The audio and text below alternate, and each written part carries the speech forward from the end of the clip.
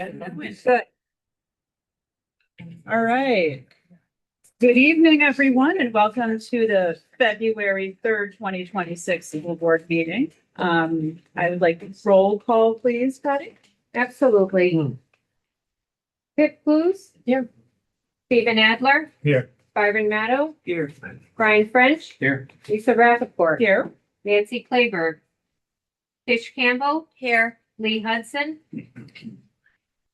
Eric Moore. Here. Nathan Delaney. Here. Jennifer Shump. Here.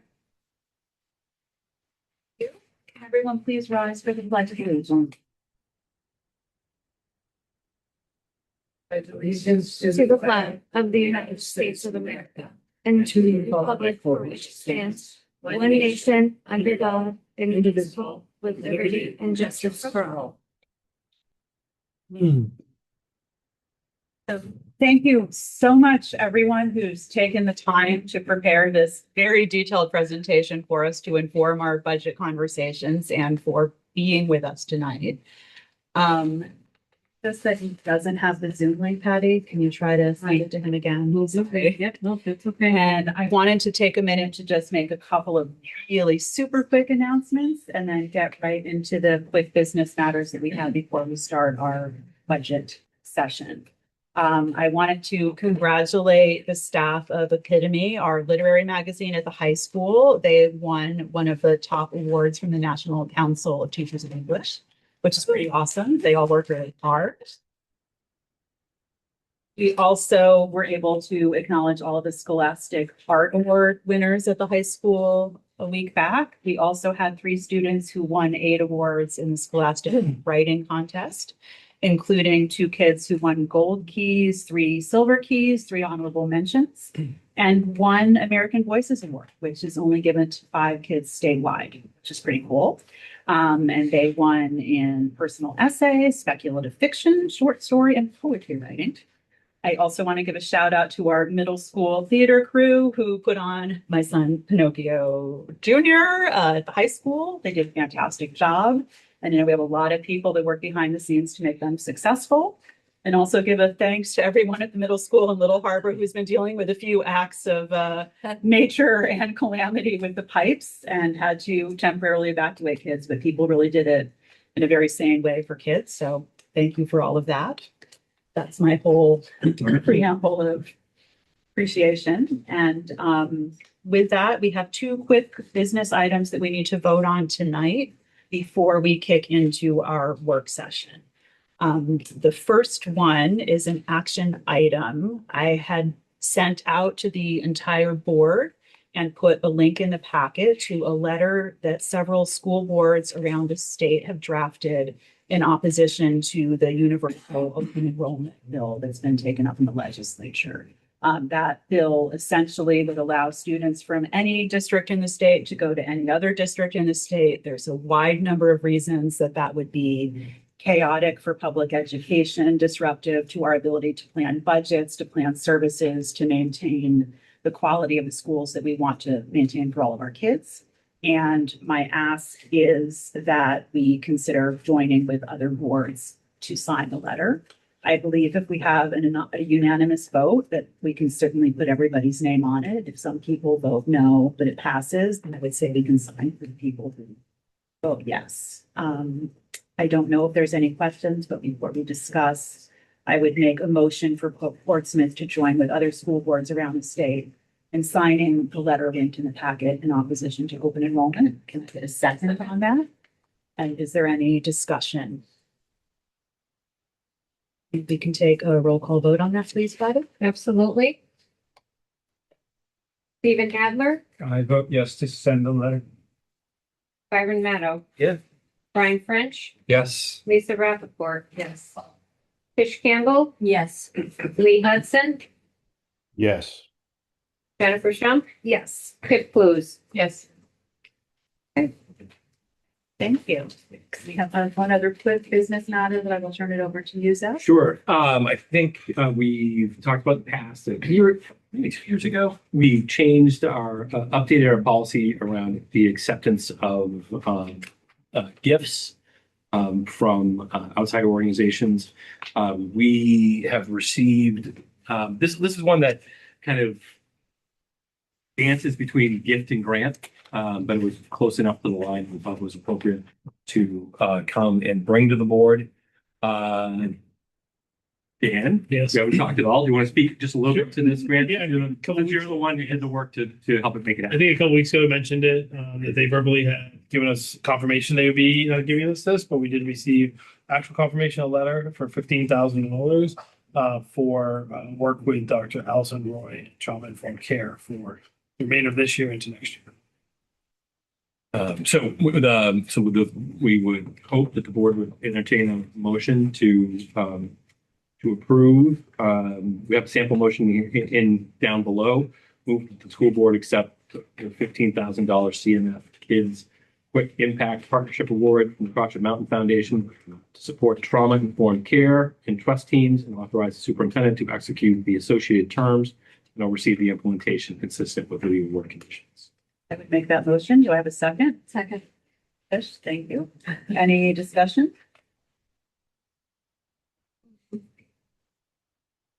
Fish Campbell, Yes. Lisa Rappaport, Yes. Brian French, Yes. Byron Matto. Yeah. Stephen Adler, Yes. Fifth Clues, Yes. Jennifer Shump, Yes. Lee Hudson, Yes. 8-0, approved. So before I kick off our budget work session, I just want to ask a favor of everyone on the board. We have an incredibly talented and busy team of people here tonight who worked really hard to put this presentation together.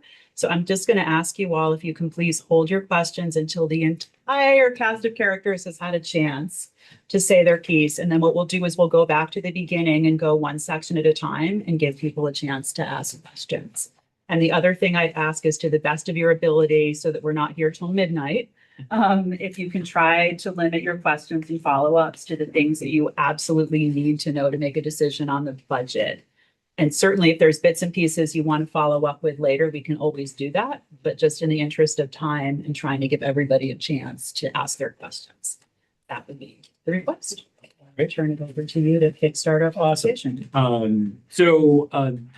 The presentation you have tonight is the work of a whole bunch of people in the district, many of whom are here, but not all. And it is our effort to try to answer a lot of questions that have been generated through the budget process. And I really appreciate Brian and Lisa have done a lot of great work in reaching out to all of you, reaching out to folks to try to identify what are those needs, what do people need to understand more about, and then our team's been working really hard to try to come up with those answers in a way that are understandable and deep. So Dan, if you can just go to the next slide. So Stay in there. there we go. There we go. All right. Yeah. Tape delay. All right. So what we're trying to do, of course, is think about how the budget that we've put together, the proposal for you, how it aligns with existing district priorities, including learning, safety, and student well-being, and help you understand how we're trying to do that while also balance our role as effective stewards of taxpayers' dollar. So Dan, if you move it. So first, kind of the foundational context, a little bit about both a little bit of the financial picture and then some other items. And I'll start with Brian on the continuing budget. So continuing budget, I know we had discussion before about what a continuing budget is. In a non-city district, this would be considered a default budget, which is basically the current budget you're in now, adding in your contractual obligations and removing one-time costs. That's all, again, includes COLAs, increases in benefits, insurance, anything like that that's required to do electricity, things like that. So if we did that, which is basically a status quo budget or a roll-up budget, it would actually be at 6.13%. Okay, it's all broken down on where it comes from. Again, 6.13% was not what we started with. 6.13 was kind of it's not what we gave you, it's where we started. So if you go to the next slide, you'll see how the proposed budget is broken out as compared to the one that's rolled up. So our proposal was 4.48%. about $1.1 million less than the continuing services budget. But we found efficiencies while still advancing strategic goals. Now, when you look at this pie graph, you'll see that a total of about 82% is people. So you really don't have a lot to work with after 82% of your budget is eaten up. It gives you 18% to really work with. Problem is, some of that budget is required by law. For example, look at your special ed non-salary. So most of those expenses are things that are required through IEPs or any other type of orders we've had. But non-salary is 4.5%, facilities is 1.4, utilities and insurance is 2.1, transportation is 2.3. There's not a lot of wiggle room in a budget when, again, 82% of it is taken up by people. So just wanted to give you an idea of where it comes from and why it's very difficult for us to really shrink in a large amount. We just don't have the ability as a school district, or any school district really, doesn't have the ability to scale up or down quickly.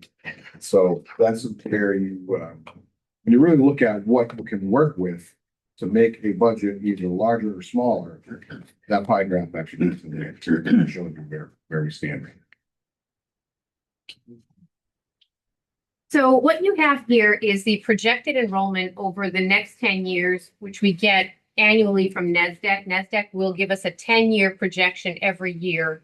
And over the past few years, there have been differences in these sort of bar graphs that you see. But what I want to highlight here is even though there is slight variation in what the bars are, from where we are today at 2373 for enrollment, 10 years out, we're looking at an increase of 2 students. So contrary to what might be the current thought that we're losing students and that we are going down in enrollment, actually we are pretty stable and pretty flat.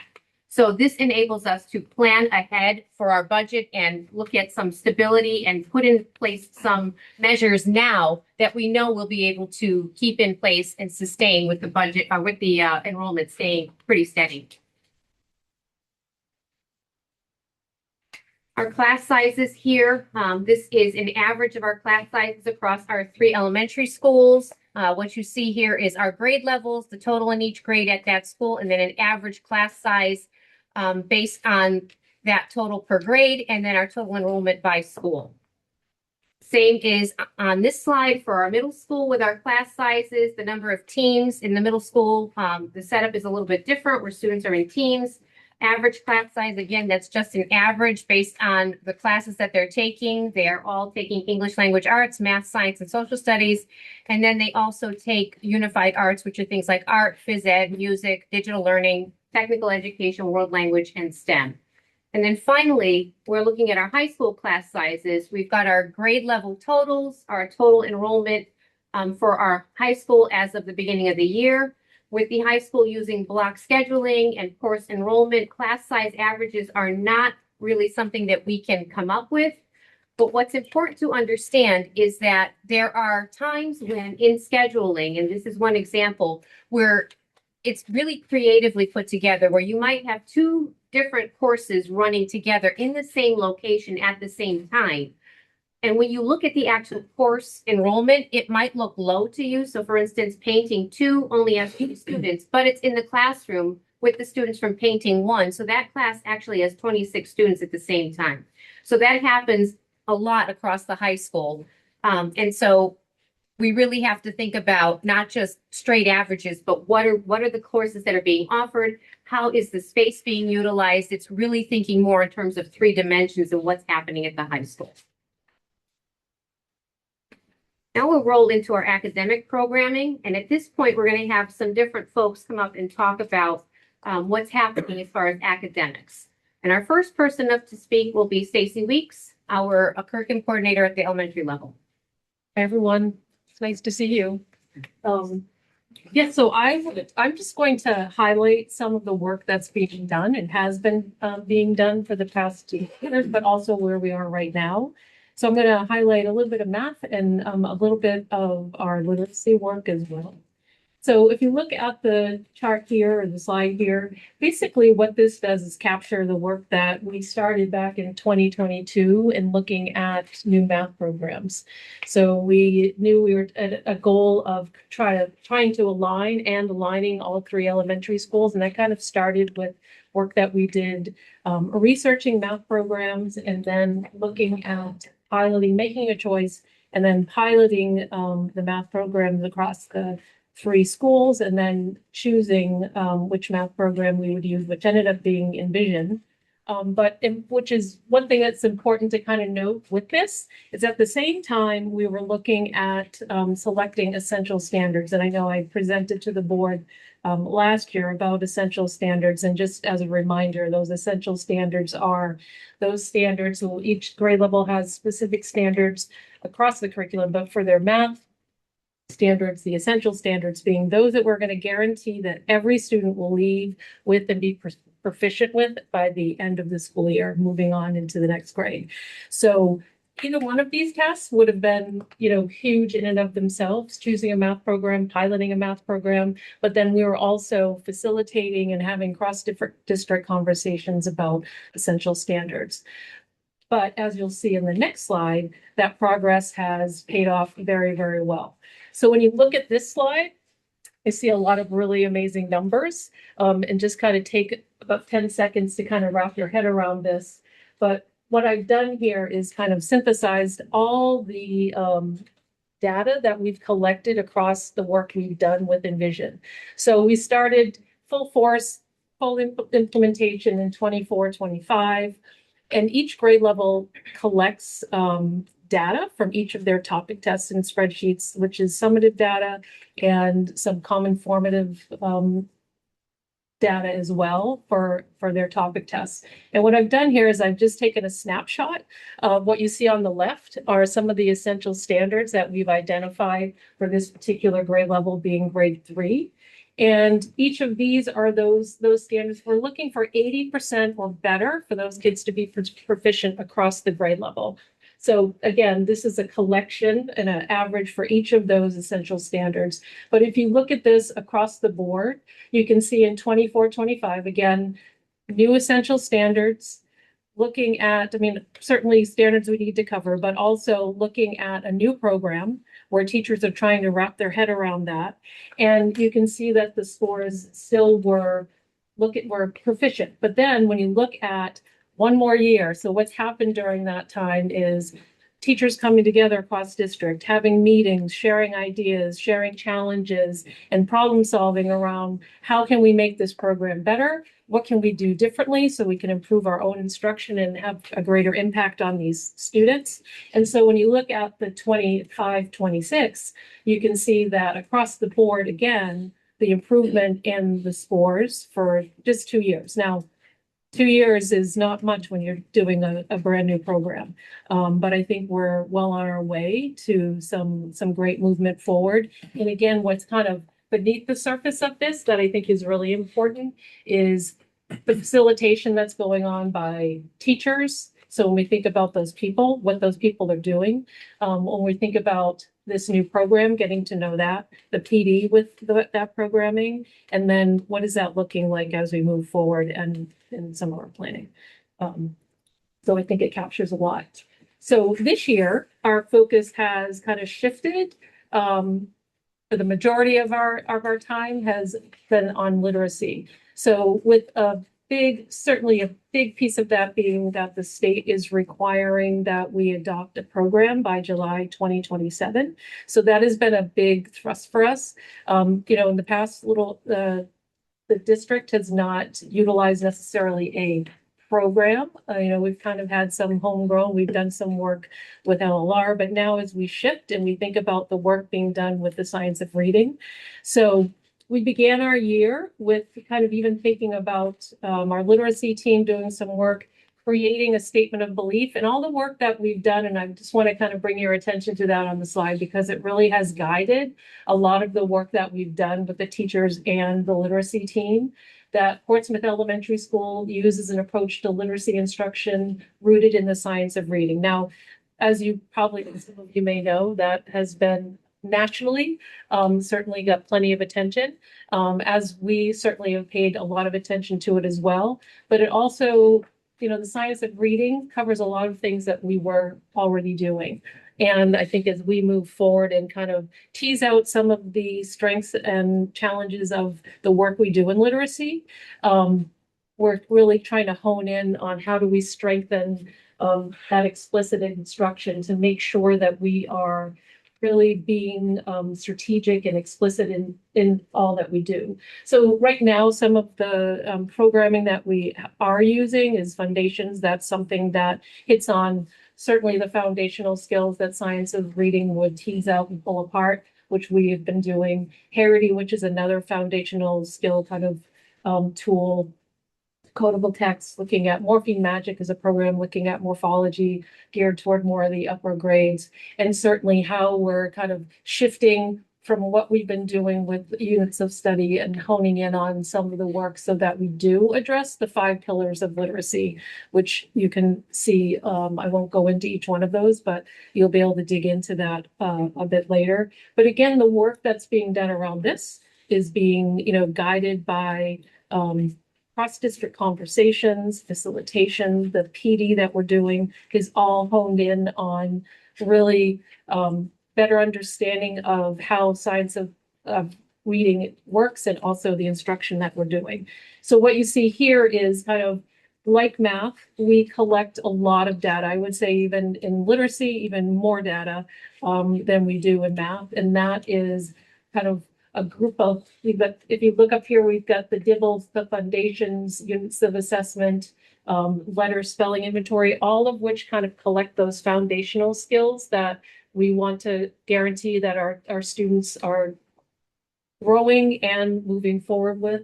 And then if those students, like what I have here is the Scarborough's rope, which is really kind of captures those comprehension skills and the foundational skills that we want our students to have. But when those kind of strands are tight, there are some students that, they may be struggling. It's hard for them to move forward and kind of make the transference of those skills. So what then happens is intervention, or we may have small group instruction so that we can be explicit in that instruction so that we can grow those students' abilities in those areas. Some of those might be small book groups. We've got our reading specialists doing work in those areas. We've got our case managers doing work in those areas, and certainly in the tier 1 instruction and the classroom instruction, hitting some of those tier 2 needs and tier 3 needs as well. Great. I guess with that, I'll just move on to Joanne.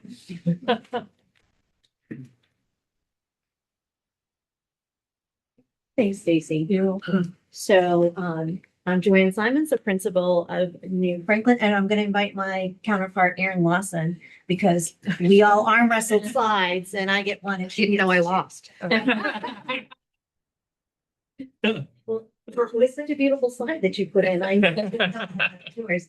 So I am very excited to come again and speak before the board to talk about something that is at the core of everything we do at the elementary level, and that's the professional learning community. So it's something that we do, it's who we are, and it's guided by these 4 essential questions that you see up here.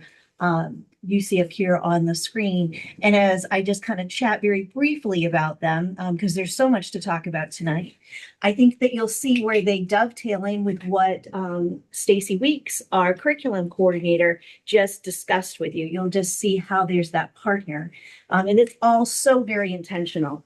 So as a part of being a professional learning community, that's when we bring our teams of teachers across the 3 buildings, come together with special educators, specialists, some of our paraeducators or tutors, come together to look and talk about these 4 questions. The first one's the most important, and it's knowing what we want our students to know and be able to do. That teachers are very explicit and intentional in their teaching now.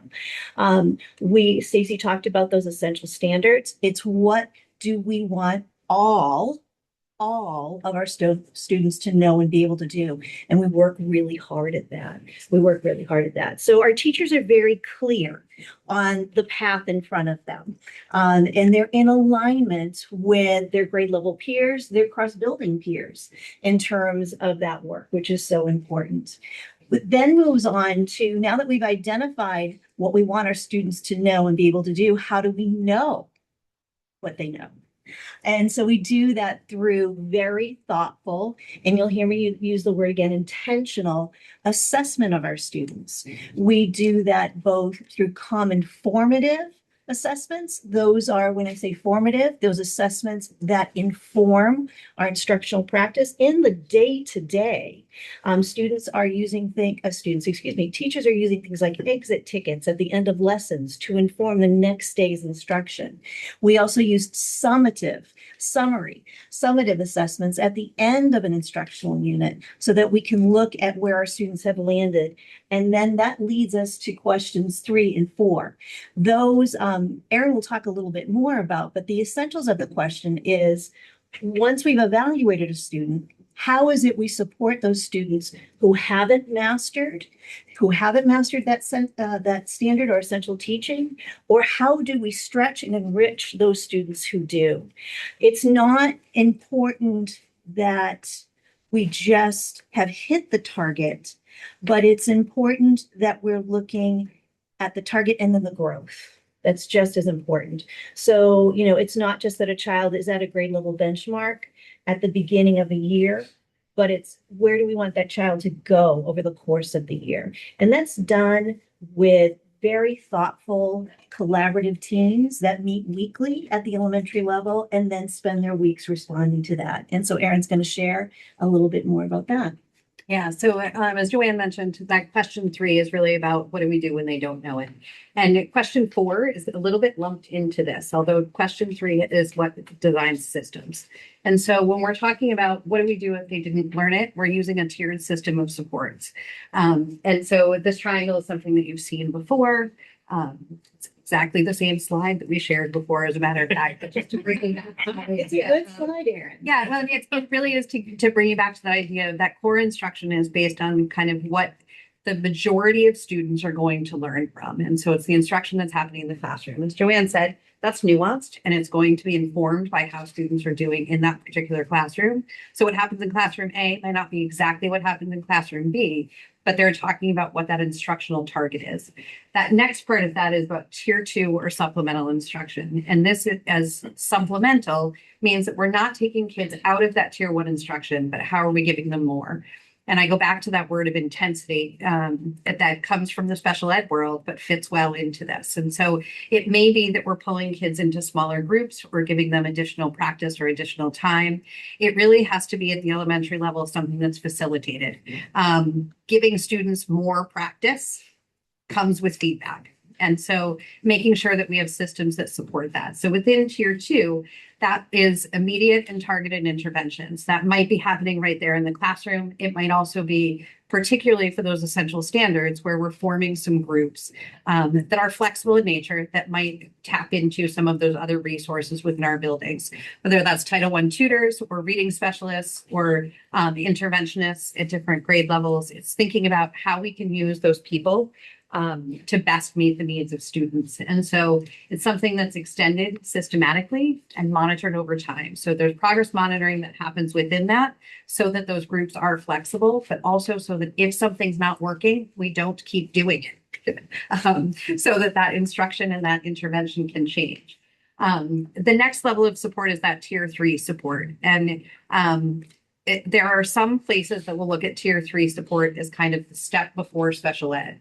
These are kind of different tracks though. And so when we're looking at tier 3, we're really looking at intensive interventions that are focused on closing gaps. Most of this is going to be based on that idea of hitting those essential standards, that guaranteed viable curriculum that we want all students to master. And so tier 3, again, might be smaller targets. They might be smaller groups. It might be additional time. It might be more direct feedback and coaching that's coming along to help students bridge that gap. The goal is to close the gap between where we want kids to be and where students are performing. And so we're looking at that growth that Joanne mentioned over time. Thank you. Now we're going to bring the high school folks up to talk a little bit about the math alignment journey. Sure. Actually, Dan, go back to the last slide. Yeah, this is really important, I think, because like my colleagues, the elementary and middle school, this drives our work as well. So every decision we've made in the last 4 years in curriculum changes, staffing changes are driven by the same framework. And everywhere we did not have a coherent, core, viable curriculum, we made changes. And that includes what we're going to talk about in mathematics, but it also, so a couple of things I just want to name really quick, and we can go into the details in the backstory. We presented a lot of data to the team, to the board, when we made this move. First, I want to give a shout out to the teachers. I think Stacy said it. Any curriculum change is a huge lift, and the work they put in to pull this off was remarkable. So for us, the big two data points were really what happens to our 8th and 9th grade transition. That first semester is radical for our kiddos. And for many, it feels like going from a very tiny school to a very large school. So we take that very serious. And that data point of that first semester is just an important place for us. Looking at failure rates, looking at how we work with the 8th grade teams. So all of that was driven to move this to illustrative IM mathematics. So because this is a budget workshop, I want to say this. This program costs the district nothing. Okay? All of the curriculum and all of the instructional strategies are zero cost. All of the investment that we made was to support our teachers in their training. And that support was remarkable with the resources, workshops, Patty, Zach, the team, Jackie. But it's really important that I name that because it's a budget workshop. We can go on and on about the data points, but that's really a driver for us. And that was chosen specifically and strategically to reduce costs long-term, right? So what the costs are continuing PD, which is little or none now. Our teachers are becoming the coaches, right? They're becoming the instructional supports in-house. And so that's a really important piece, the resources. As our teachers, we invested in resources so they had every tool at their disposal, and they're learning how to manage that and how to alter and evolve and change. So this was a really important decision that was done with long-term goals in mind, especially financial goals. And a year after we made this move, so did the state of New Hampshire, naming IM Mathematics the premier math program for the state. So we were kind of ahead of the curve. We can move to this. I'll just sum it up really quickly in terms of if you look at last year's IM year 1 and this year so far semester 1, focus in on the 2 9th graders. The 2 9th graders. Our goal, we started this with that in mind. The data points we looked at were the transition for our 8th and our first semester 9th graders, and really finding a new way to connect them to the work. That's challenging and hard and difficult, but in a new way and in a consistent, coherent way across 9 sections of Algebra 1 or more. And the larger number there in that little sheet is non-9th graders. So we have sophomores, we even have juniors, not many. Yeah. So that's an important number too. And so the work continues. We hope this little data point, as a trajectory holds. We have no reason to think it wouldn't. But yeah, I know Jackie has a lot to add to the work. This instructional model that we have now landed on and we're aligned through Algebra 2, it's taken the focus off the what for our teachers and more on the how we're supporting our students. Now that we have these shared practices and this shared instructional model, we can really focus on how we're supporting students, just like in what the other principals were sharing about how can we support our struggling students, how can we intervene, and we have a common set of terms and language that we can use to do that. And that I think has also really helped our team move forward with their work. And I will also say by aligning through Algebra 2, we've actually adjusted how students can continue in their math journey, and they no longer have to take an additional trig class. So they go right from Algebra 2 to pre-calc, and that's going to create some more flexibility for our students as they progress in their math pathways. As we move forward, we're going to talk a little bit, you're going to hear from a few different people about all of the opportunities at PHS for all of our students. And I just want to highlight it's so important that we maintain that capacity to provide all of these opportunities. We have a lot of rigorous courses, over 45 honors or dual enrollment courses that we offer at PHS across 6 different departments. And in a minute, we'll see some data about that. But the goal here is that all of our students have access to these courses and at some point in their high school career can take a shot at one of these, and some take many courses. And you'll hear from a few other individuals, Nate and Brittany Lind, about what that might look like for an individual student. And all of these courses you could look at and see later on our program of studies and linked here. But the real goal here is just to show and celebrate all of the different opportunities our students at PHS have and how important it is that we maintain that with our different staffing. This is kind of a cool graphic here where you can actually see, this is just from Great Bay Community College, which is one of our major partners for dual enrollment classes. We have the top registration for students when you look at the other area high schools. So we have the most amount of students enrolled and partnered with those professors at Great Bay Community College. And what's great about this is that our students are taking these classes with our expert faculty members. So with the support of our teachers inside PHS, they're able to experience these college level courses in a way that meets them as learners, as high school students. And then these are pretty staggering numbers to look at, that we had 473 students enrolled in at least one dual enrollment course last year. That's almost more than half of our student body. And then if you look on the right, you can see a deep dive into how many students are taking 1, 2, 3, 4, 5 classes. And we continue to see these numbers growing. And all of these classes, for the most part, are semester-long classes. So students can really experience many different areas in the dual enrollment and honors programming because of that semester-long course scheduling structure that we have. So we've Can I been, actually jump in Yeah. real quick? I was just gonna say one more thing, and I think as we're talking about all these initiatives, I appreciate Steve brought it back to budget, because I think in the last 2 sets of slides that we've been talking about, there's personnel investment that we make that you know, and if you think about it in a private sector kind of context, it's like project managers. So, you know, the fact that we've invested in Stacy as a project manager at the lower grade, someone whose job is not taking care of all the other things that like principals need to do on a day-to-day basis, that teachers need to do on a day-to-day basis, but is there to like direct and become kind of the glue and the fabric that holds together, kind of as we're making these moves, we're making these investments. This is very difficult to carry with teachers. It's like, hey, on your free time, we're going to do all this other stuff at the same time. You need these people to be able to carry the ball. And the same thing with Jackie and Jackie's role.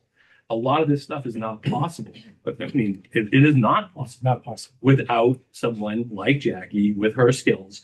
But having a full-time person who's doing that work and holding together all these things. And if anything, we're overloading her with too much stuff anyways, right?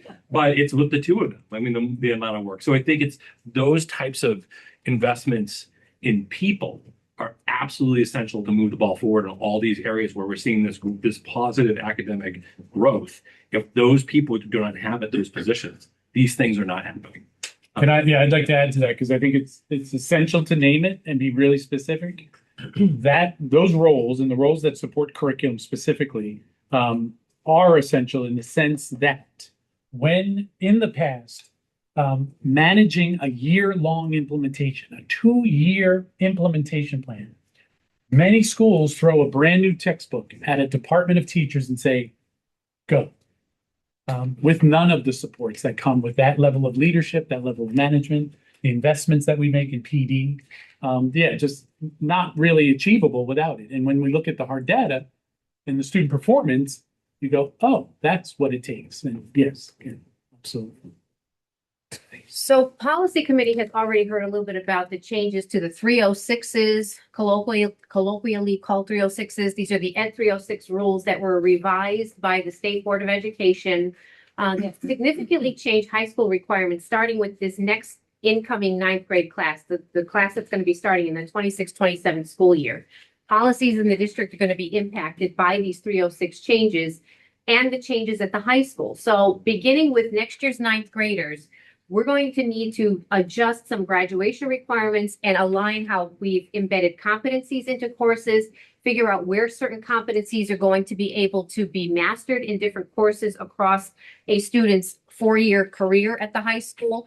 And even going beyond the classroom to extended learning opportunities, internships, independent studies, different pathways that they will explore outside of the classroom by these changes that are happening with the 306s and the embedding of competencies. So that's coming with next year's ninth graders. And so we're already looking ahead and forward thinking and trying to plan that. I just want to highlight a few areas where we've already started to look at mapping in terms of competencies. And one new addition the state is requiring with the 306s are the logic and rhetoric competencies. Some schools have to add in an entire class to cover those competencies, but the way our required science courses and required English courses, the way they exist right now, we're actually able to embed those requirements into those courses. So in English 9, 10, and 11, and in physical science and biology, those different components are going to be embedded. Similarly, the statistics and data analysis competencies that are being added, so to speak, by the 306s, those are going to live really nicely in our Algebra 1 class. And illustrative mathematics has a very large statistical unit for Algebra 1. So those things marry nicely together. One shift with our financial literacy and economics is that those are going to be separate courses moving forward. Right now, students can kind of double dip a little bit with how they cover those pieces, but it's very clear moving forward that financial literacy and economics are going to be two separate components. And then last, this is an exciting thing that many people in the high school are looking forward to. Instead of the traditional required computer component, students are going to spend 4 years working in their advisory, which is every Monday, on a digital literacy portfolio, highlighting all of their work for the 4 years. And that's also going to be connected to the portion of a graduate. So that's something that there's going to be a team together that's going to be working on that and starting with our next year's ninth grade class, working towards over the 4 years.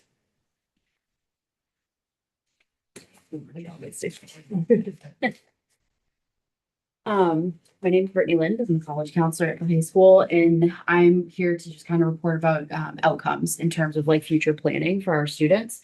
So as Jackie was talking about, some of the graduation requirements are going to be changing with the class of 2030. So I did go ahead when I was using the graduation requirements and reflect that. So if you look at this chart, it kind of shows like what the current graduation requirements are for Portsmouth High School, starting with the class of 2030 and beyond. And then next to that is the minimum requirements for general college admissions and also competitive general college admissions. So the things that are highlighted in red are where like credits and things differ versus what our current high school requirements are for graduation. And as part of this, I would like to note that the last couple of years, just some other like background data, we have roughly 90% of our students attend a 2 or 4 year college after high school. And that also includes students who might be taking a gap year with plans to eventually attend the 2 or 4 year school. So looking at the college aspect of this is very important in terms of the capabilities and the opportunities that our students have to be college ready. So the next slide just kind of outlines. So these are just 3 possible career pathways. So by no means is this like comprehensive of what every student is doing. But I chose kind of 3 major fields that we see a lot of our students go into to show what the opportunities that our students have are to make them more competitive for colleges when they're applying. So while the general requirements that were on the last side might help a student get into a college in like undeclared or general, like you get admitted to the college, they may or may not get admitted to a specific major without additional requirements in terms of classwork, internships, like that other hands-on learning. So these 3 examples kind of show like what the opportunities are for some fields like that our students are going to be going into. The red classes are classes at the top in a white area are classes that most colleges are going to pretty much require for a student to go into a field or major within that for admissions. The black is the only classes that are actually part of our graduation requirements. So everything else that is in red is not part of our graduation requirements. Those are additional opportunities that our students have at the high school to be able to make them more marketable when they're applying to colleges. And then if you go further down, the classes in white are classes that might not be required by a college, but make them way more competitive when they're looking at applying to schools. The opportunity for our students in health science to take anatomy and physiology, biology, biotechnology. We had a PAC meeting recently where we were talking about like the upcoming changes and stuff. And biotechnology was a new class that we offered this year. And some of the parents were very impressed that like we had opportunities for our students to be able to do some of these things that are like cutting edge technology within the high school. And that's not typical of every high school. That's really like, that is something that Portsmouth should be proud of, that our students are having these opportunities. And it's not something that we want to lose, because the staffing to run these programs takes people who have the credentials to be able to run these classes. They're adjunct professors. They're approved as adjunct professors for any of the dual enrollment classes with the colleges that they work with.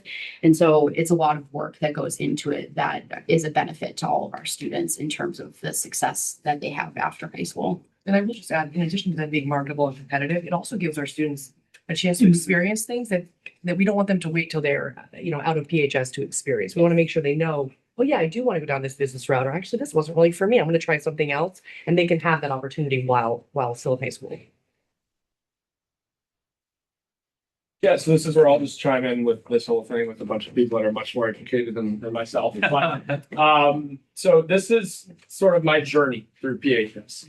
I've listed all the classes that I've taken, and I think it flows well from Britt's slide just before this, because my desired major is engineering, but I want a minor in business. And you can see the asterisks represent the dual enrollment courses that I've taken. And you can see both the way that I have gone through a science pathway and also a business pathway. I took biotechnology this year. I am also in the middle of entrepreneurship. So truly ending, I guess, those pathways, moving on to college. But then to speak to, the various opportunities that we offer, and then how that sort of gives students an advantage into higher education. Those advanced dual enrollment courses often serve as a vessel for supplementals to college. So biotechnology, to speak to what you just mentioned, Britt, like we were doing research with CRISPR. And for those in the room who do know what CRISPR is, it's one of the most new underdeveloped technologies that the world is just now starting to see implemented into professional level laboratories. So to be able to experience that, it was fantastic. And I'm submitting it as a supplemental with my research paper. And I don't need to go into all the dual enrollment courses that I've taken, but those opportunities are vast beyond just the present in high school.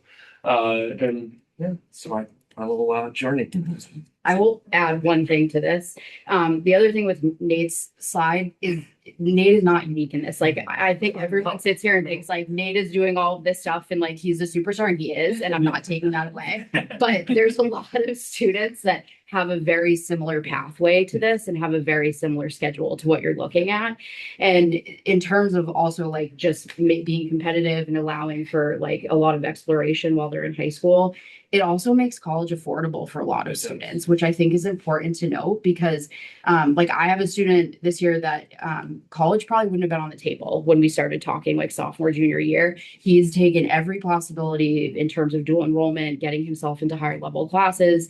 And he will probably have his freshman year done, like before he walks out of Portsmouth High School. And he wouldn't probably be able to like be going down that pathway without that. So I do think that there's also something to be said that it allows it opens doors for a lot of students, all the opportunities that we're allowed and we're able to offer. And the idea of checking the box of prerequisites, taking ancient Western civilizations is not a prerequisite. Felt like doing it along with 25 other students. And it was one of my most favorite courses that I took within Portsmouth High. So that's just a really cool thing that we have that a lot of schools don't. Yeah, I wonder if we wanted to go back to one slide. I'm sorry. What's that? One. Again, this is investment. So this doesn't happen if we're not staffed the way we're staffed at the high school. In terms of the expertise that Britt talked about, which comes from what do our contracts look like? What are we paying people? Can we recruit the best talent in the region to come and work for us? Do we have the right type of environment where they want to come to work? But are they being compensated in a way where we're drawing and we get people because we compensate better than other places? We get very strong folks who are coming to us, but it's also the number of people who are at the high school who are teachers. So this list, if we were to make significant reductions in the number of teaching staff at the high school, the stuff that's down below starts to disappear. Now, not only does it disappear, but even if it's still there, there's only like one opportunity to take it if you're a student, and you have to choose between 3 of these things. You can take one because we don't have the staffing capacity to be able to offer it at different parts of the day or different parts of the year. So when when it is very common in a lot of communities for folks to look at high schools and say, I want to see 28 kids in a class. If you do 28 kids in a class, the red is gone. And when you get the stuff up top, you get to do some of those things, but the other stuff is not going to have access. You're not even going to get stuff. You're going to get core classes. You're going to do basic core classes that students do not have agency in what they're choosing, are not inspired. They're not having the higher level stuff, the opportunities like you had in science. No way that is happening in another high school. So when we're going through and we're talking about the budget, it goes back to what Brian said. 82% of what we're doing is people. But people is where the magic happens. And so as we're going through these conversations, I just want people to stay cognizant of those choices lead to this. And I just want to speak to that real quick, and I think all three of you guys do as well. And I spoke to Steve and Lisa about this last meeting. And I just want to say it in this setting as well. Someone that I really respect had a conversation with me in regards to staffing at the high school and how strategic it truly is. Cynthia Young taught that Ancient Western Civilizations course. She also teaches prerequisites for students. She is also teaching French 5 this year.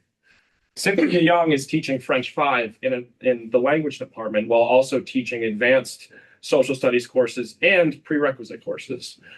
Taking away staffing in social studies, theoretical, then brings Cynthia back.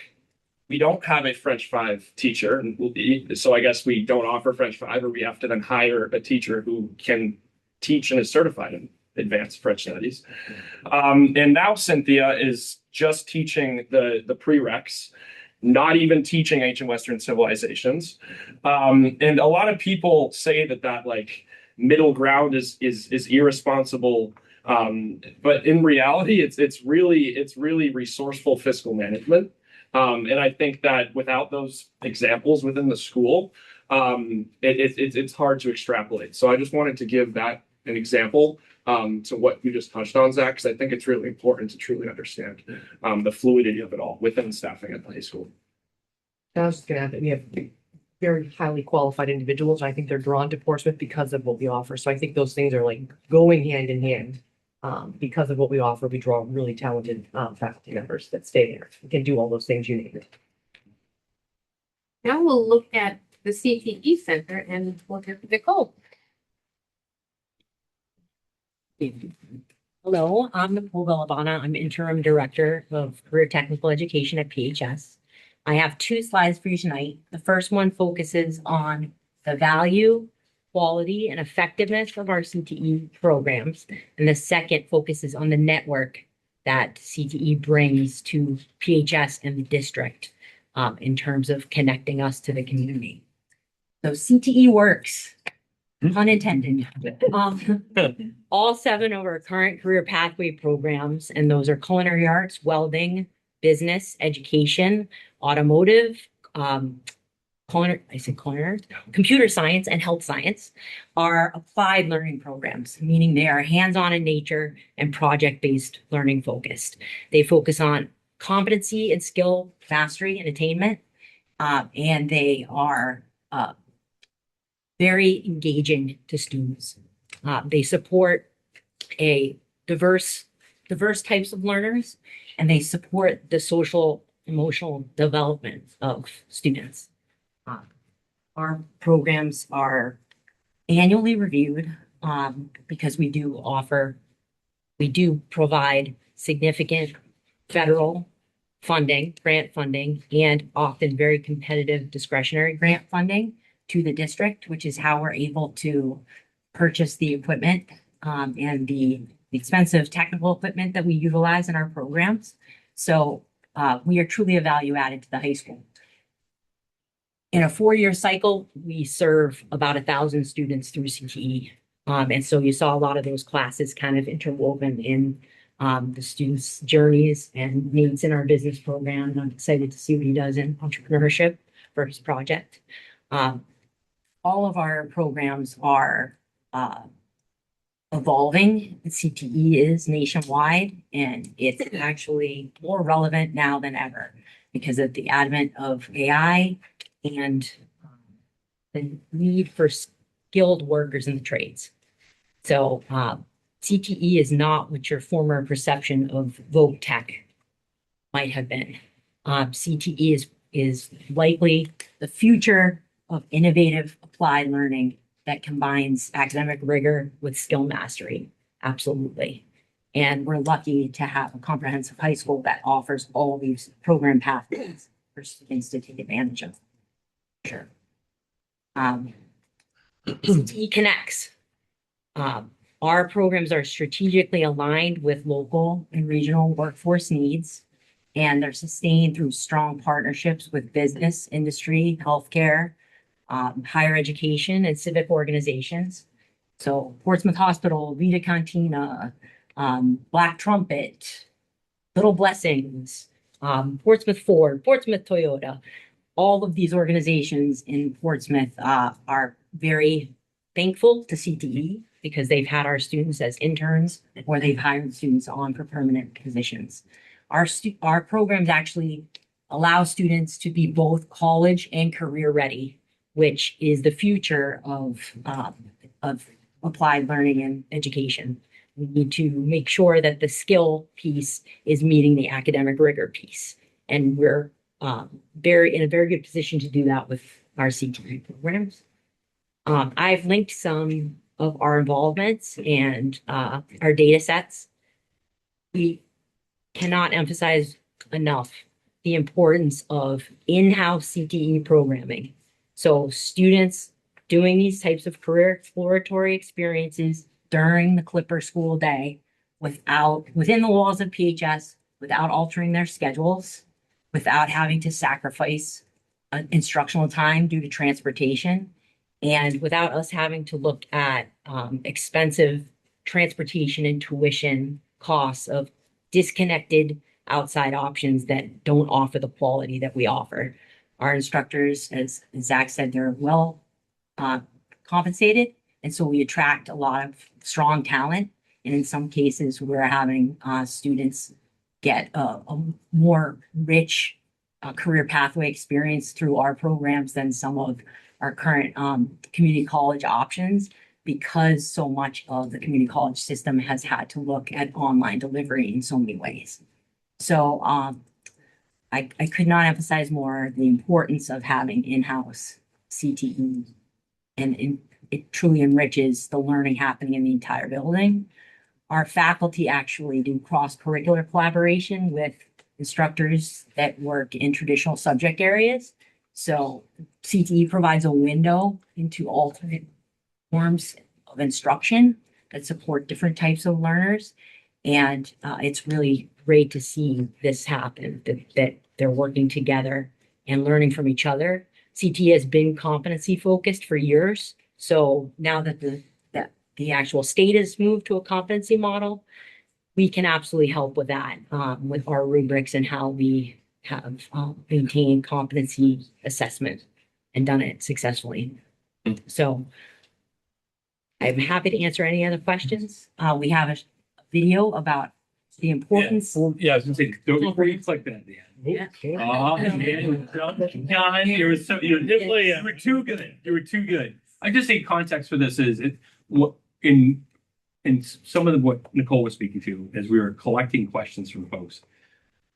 There at some point there was a question. It was like, why don't we just send these kids to some other tech center? Like, what's the value of? It seems expensive, and we have this big renovation project that we're a few years out on.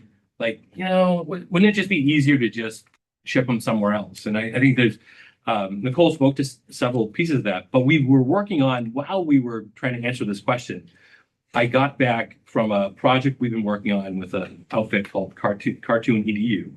And it's a very cost-efficient way to create videos to inform your community about what's happening within your schools.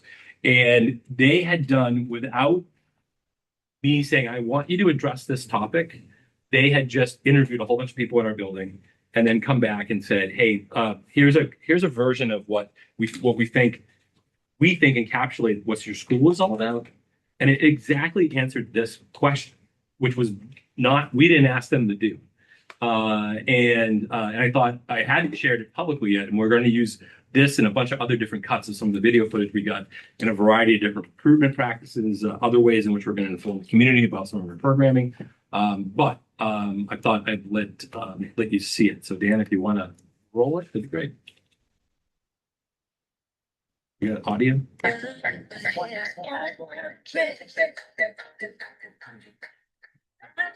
No, wrong audio.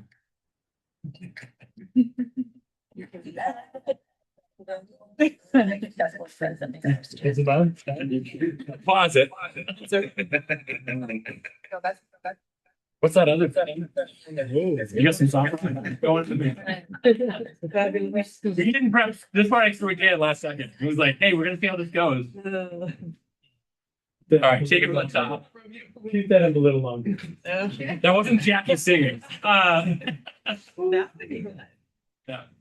see. All right.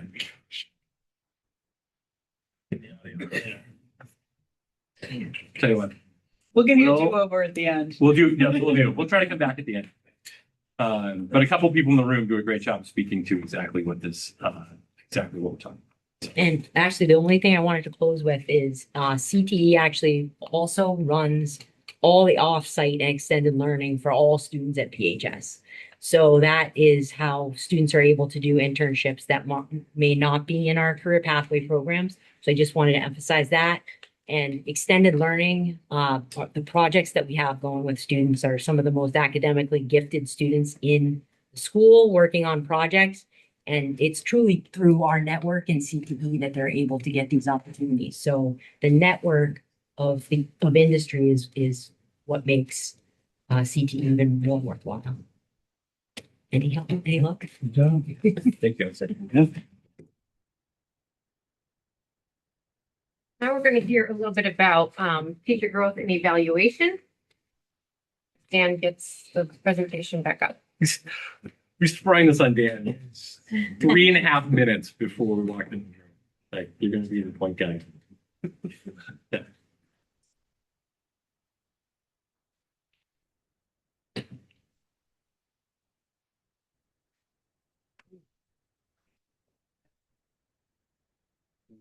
I think that's the one. So. There we There go. we go.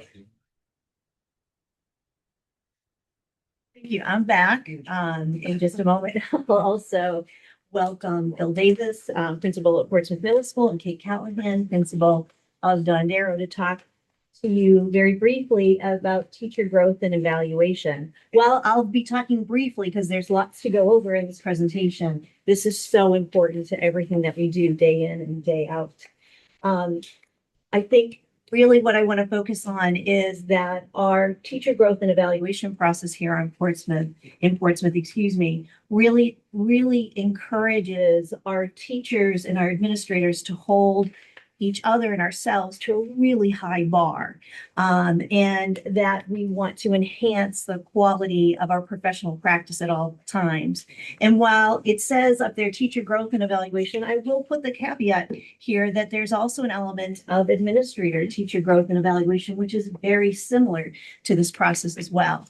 So just to share a little bit of history, in 2019 and into 2020, a group of Portsmouth teachers and administrators met to really reflect on professional growth and practice and to talk about where we wanted to go as a system around these practices. And through that, they created the Portsmouth, can you go back one slide for me? Sure. Thank you. To go on, created the teacher effectiveness plan that our teachers currently follow. And what happens within that plan is it's a year-long process where teachers take time to set goals at the beginning of each and every year. That's done in October. They set goals tied to their professional practice in the areas of instruction and preparation, at times classroom management, and in their own professional practice, what it means to be a Portsmouth teacher. So they set goals. Sometimes they're individual goals, many times they're team level goals that they reflect on over the course of the school year, constantly collecting data, stopping, measuring their own personal and progress in their practice. And at the end of the year, they do a self-reflection and then share goals too. So that's a part of what the teacher's process is that they're constantly stretching themselves and growing within their profession. From the administrator standpoint, though, we have the privilege of supporting our teachers in that work.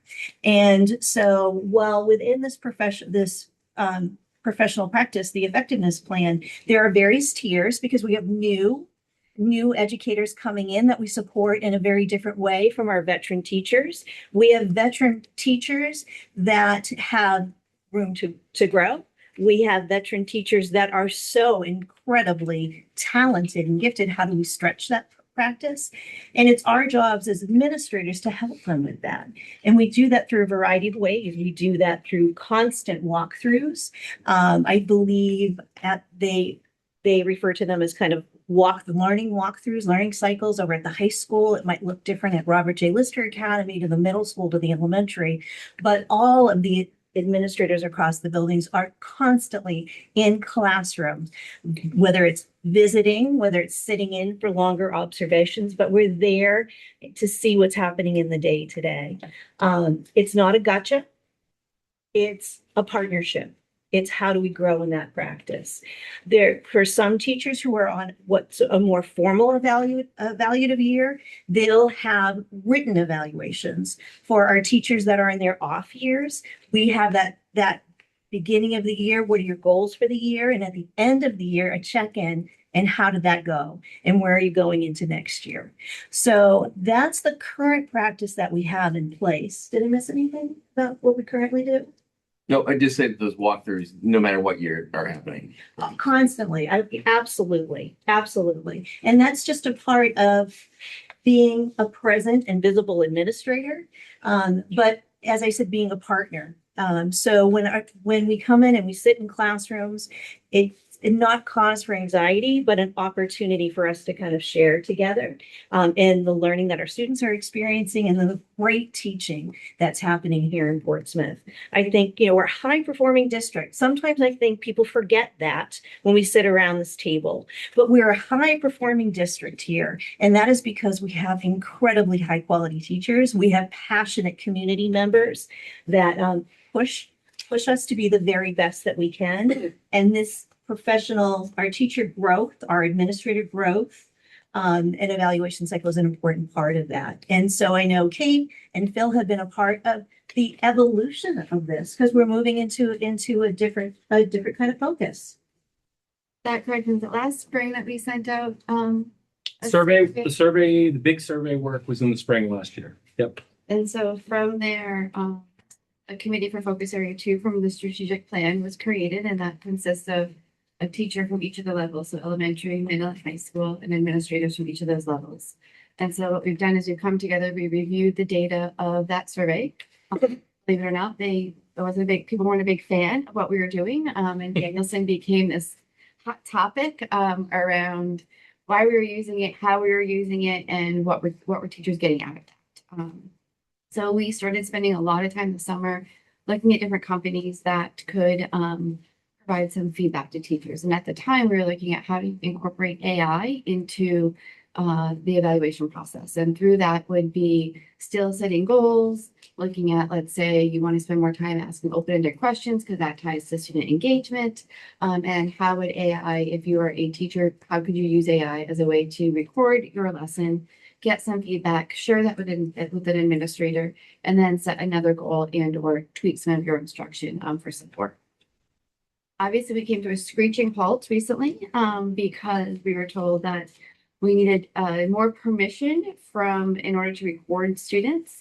And so our committee kind of froze, and we had really gone down this pathway of, there was, I think, general excitement around the possibilities of what we could do. And so we actually had a scheduled meeting today. And so we talked really in detail as to what is working in Danielson, what isn't working in Danielson, how do we still set goals, how do we still target some of that instruction, how do we spend more time either revisiting a tool and what does that tool want to get at with the idea that it's about teacher empowerment. And so I think Joanne really said it well. It's not about a gadget, it's about empowering teachers, it's empowering us to do our jobs better, stronger.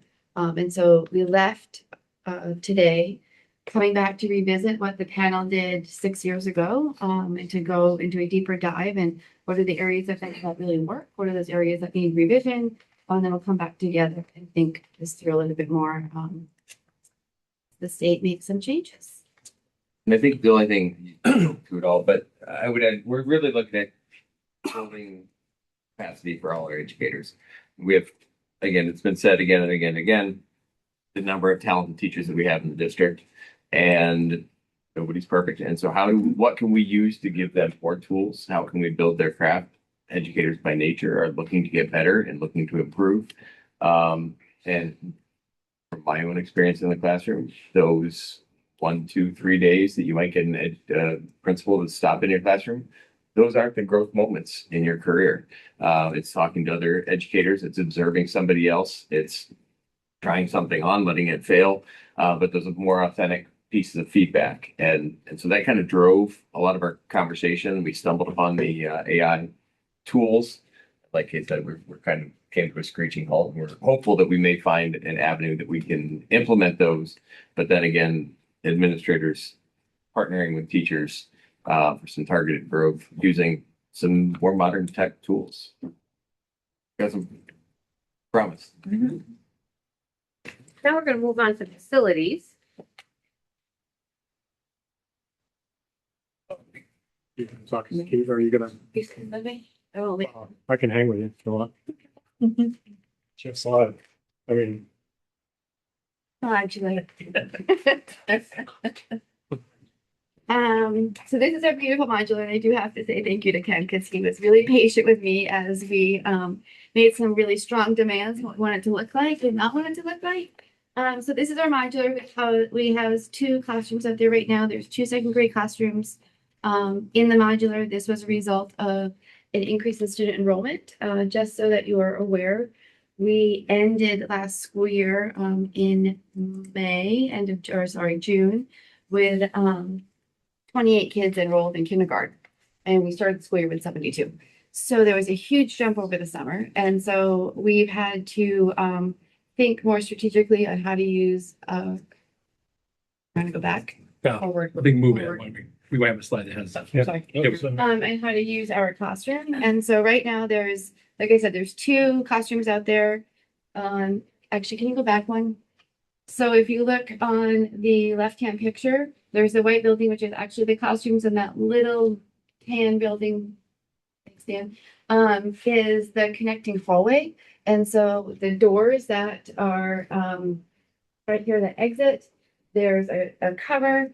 There's then a pass that you have to, a key fob that you have to enter to get into that hallway. And then when you go up that ramp, it enters into those 2 classrooms. And so it's really fluid.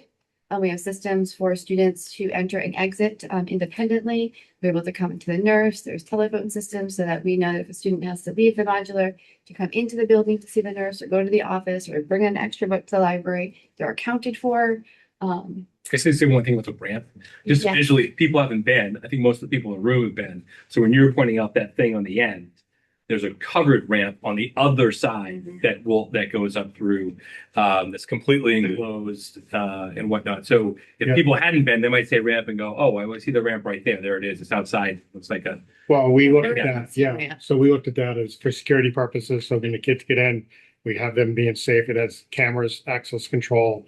It meets our ADA need, as well as we have the egress ramp on the backside, which is not enclosed, because that's for fire purposes only. So as part of depending on what grade she wants to use that for, it requires us to have 2 egresses. So we I just want to make sure visually people. Yeah.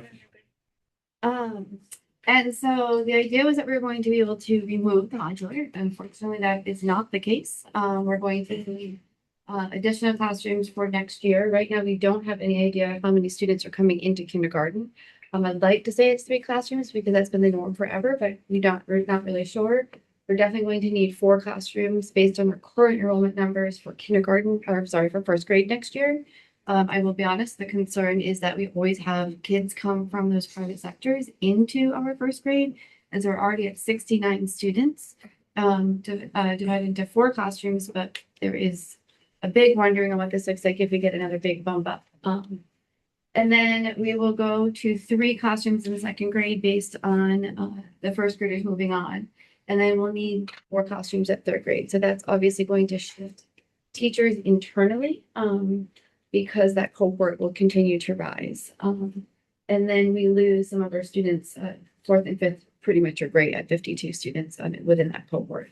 So as much as we thought we would be taking this down, it's going to need to remain so that our student teacher ratio is within, is equitable to Little Harbor and New Franklin. Dan, we have a special ed. I think we're good.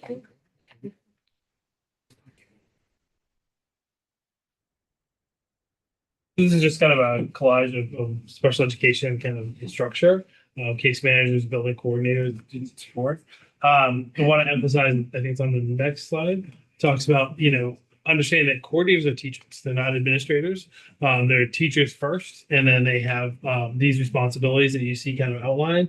And they carry caseload, they do direct instruction with students, and a lot of their responsibilities outside of that, you see in the leadership focus where they are LEA meetings and supporting, other things throughout the school itself. But they are teachers first. So I think that's the important message we want to put on at least this slide anyway. And are compensated as such with a stipend, just with, for a stipend for those other little pieces. So we asked about the population of our out-of-district students. Currently, our out-of-district students are 3.6% of our total population of special education students in the district. I think that's for Portsmouth. Can we talk through this a little? Oh, sure. A little bit, or Kenny, kind of combinations. This one? The next one. The next one. Yes. So I know we've had some conversation about ADA compliance. I just wanted to make sure when it comes to our facilities are ADA compliant. There's a lot of different. Two-day borough construction and the elementaries have done it with Banwell Architects and Jay with the middle school and high school. We are building-wise ADA compliant accessibility throughout. We are working on a few other things, as we continue to change and grow. What we didn't work with is then when Dan comes in and asks and talks about where we are with certain needs, individual needs, student needs, then it comes by case and how do we need to adapt and change, purchase and that. And so in here, we have one of the examples of the swings that Don Darrow, Kate has put a request in for a second one. Was brought to our attention that Little Harbor swing in the fall was missing. There was one there at one point. It's been ordered. It's on site. We're just waiting for the snow to get that reinstalled. So we work hand in hand on depending on what the additional needs are on each school when it's needed. And those are anticipated, the students that we currently have that are moving from could be moving from elementary to middle to high school. But then we always have the unanticipated students who move into Portsmouth, and we have to kind of look at where that would be. Is it something in OT or physical therapy, and we're ordering potentially using some of those equipment budget lines to order specific products for students at that point. And I was just saying this, when we're talking about the budget, I think we had a question too about where's like the line for ADA compliance. And the reality is like a lot of different things. ADA compliance it really lives in a bunch of different places. And so when we do our CIP work at New Franklin, the money we spend in New Franklin, part of that will be built into through CIP and through that construction. And as it falls into my budget, playgrounds, we have a playground spot for budgets, or we put it into the unscheduled as we put various different projects depending on, because it didn't really have a home in the line into where we fall. And it could fall under the equipment. We have equipment line as well as much as Dan as well. So we'll just identify where we can put that line on a need. And as we identify, so sometimes on building stuff, there's also building inspectors, building code that we need to go up to, and those all have to be ADA. Yeah, and our buildings are annually inspected by our fire marshals, and our building inspectors are walked through periodically as well. But on the program side, to be fair, we look at it from individual student needs to be able to access their education is really kind of where we go to. those individual pieces, like for here, for example, the swing, right? Like we have a student who has specific needs to be able to access the playground and equipment. We're going to work to find playground equipment that's adaptive, for that particular student, or a desk. There's also at the elementary level, lower levels, and at the high school, things called Riften chairs. These are chairs that are supported for students. Those are purchased based upon the student's particular need to be able to access their classroom. You go from one at the elementary to multiple at the middle to multiple at the high school that you can move around. So it really comes down to individual student needs. Yep, great, thanks. We talked about last week, looking at the out of district costs over 3-year period. So I was able to pull this together. I think this kind of gives us the high level costs of the last 3 school years. What was spent on actual out of district costs that included tuition and transportation. And I'll just say one thing that we're trying to work on a way to try to dissect for you and bring back to you is to think about reimbursement on students and what that, and we don't have a great, so we're trying to work on it. Hopefully it'll be something we can kind of make easier to understand, because all of these costs are not picked up by local taxpayers. There's money we receive in reimbursement. I think we talked about with the board, we're a year behind. We apply for things that we think are eligible for reimbursement. We receive those reimbursements we're always a year behind, because they're waiting for us to complete the work that we've done. We submit what we think is eligible for reimbursement. And I think we're going to try to, at our next meeting, find a way to visualize this a little bit better for folks to help understand that raw number is not necessarily the net number in terms of costs to the community. Go to the next one.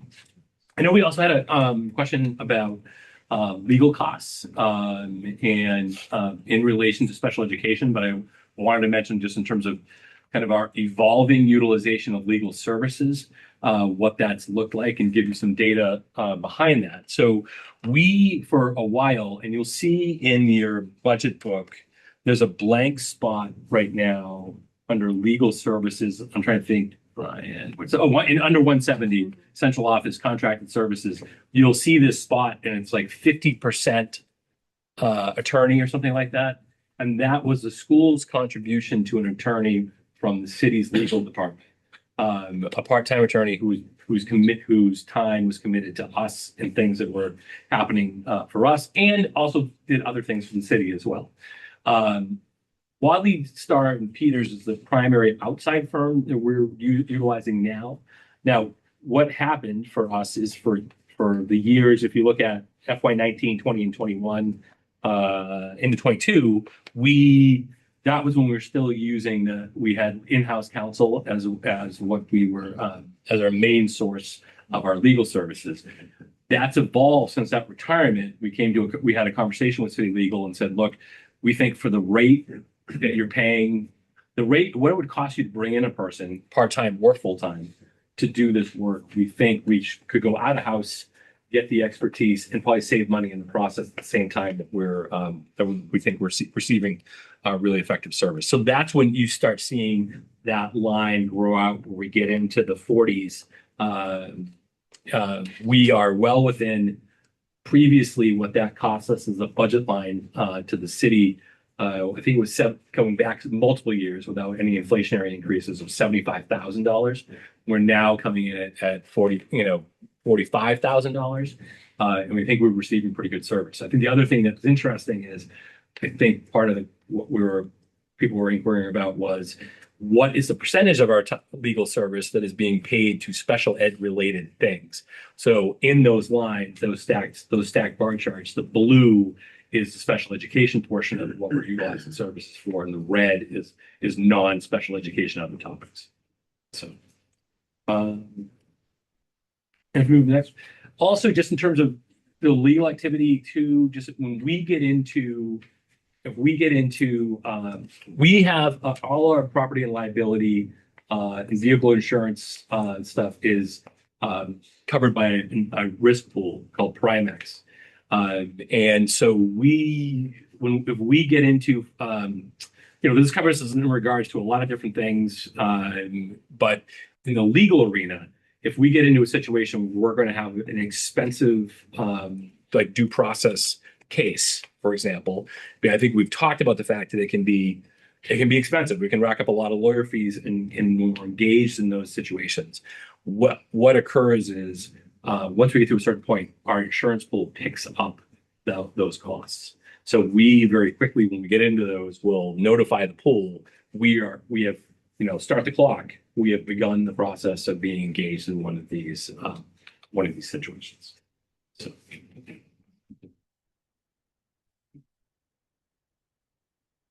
We're going to hear from Phil a little bit about some of our strategic allocations going forward in the upcoming proposed budget. And I was just going to say, to take it even down a notch, there's two things we're asking for in terms of people. Here are one of the two things we're asking for in terms of people, and a reminder that as we're asking for those two things, of course, and the board knows this, the proposal you have is net for still, even with the two requests, part of it, it's still net 4.5 people down from what we would have in a continuing services budget.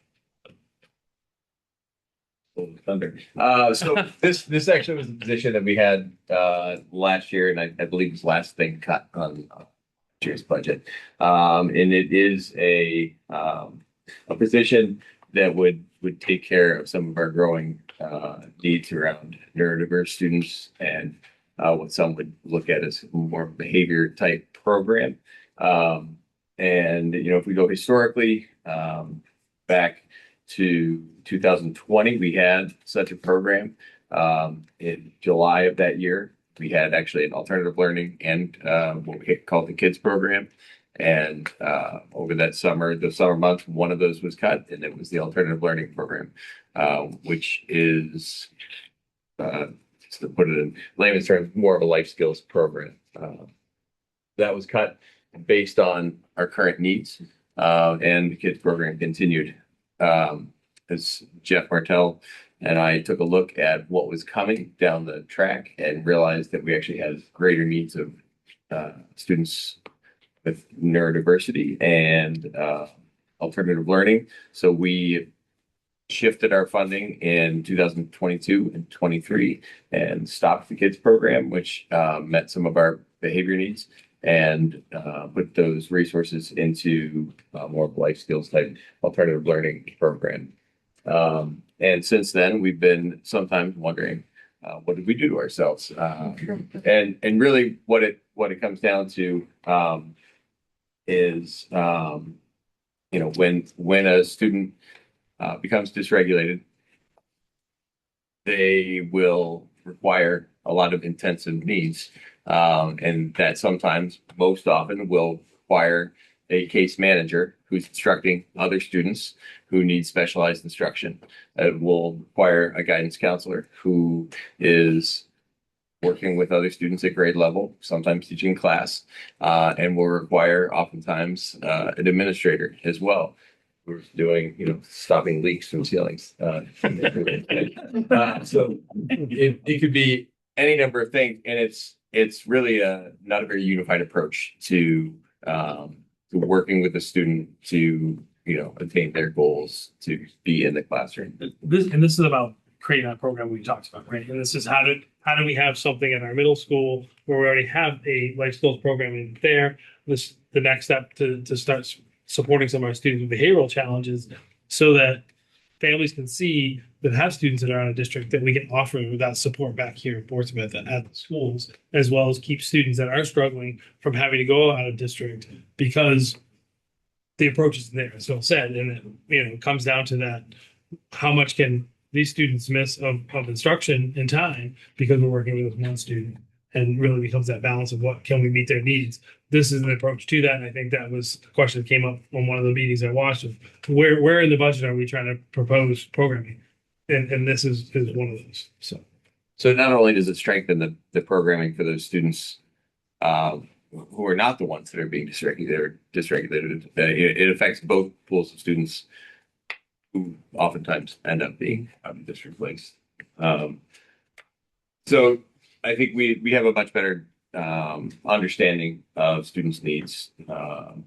We can focus then on prevention, on putting a plan in place that will work with regular education, special education teachers, and better connect those students back into the regular education program.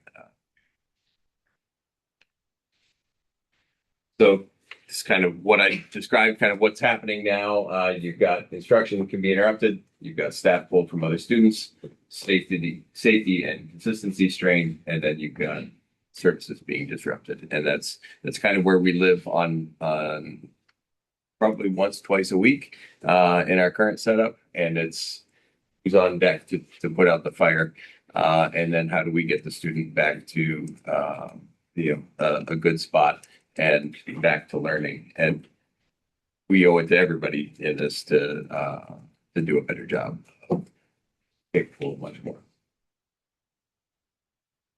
So really what we're looking for is a full-time special education teacher that would be able to staff a center that would be working with individuals, and it's often students that we've identified that go to that center, but it could be, we could have somebody new pop up and that's where they end up working on plans that are often going to be built into their IEP, and then being that liaison to the classroom so that they are going to be able to explain to the science teacher, the math teacher, the special education teacher, this is the plan that we're working on. This is the data tracking that we're going to use. This is the behavior plan. This is maybe a reward system. And then really being able to track and monitor that progress, which again, brings us back to the point where we can better serve students and that should also help us not send people to the district. And currently we have a full-time school psychologist at the middle school and a shared BCBA.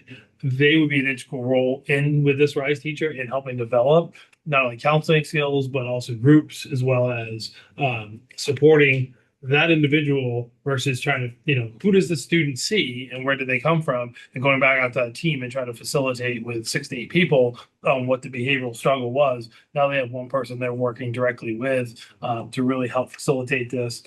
And, as Phil said, it takes away that punitive approach to the behavior, right? And that it gives another tool that we're able to utilize at the middle school versus they're just kind of caught to we have to look at the code of conduct. What are we going to do? How do we manage the student, and what can we have the outcome be?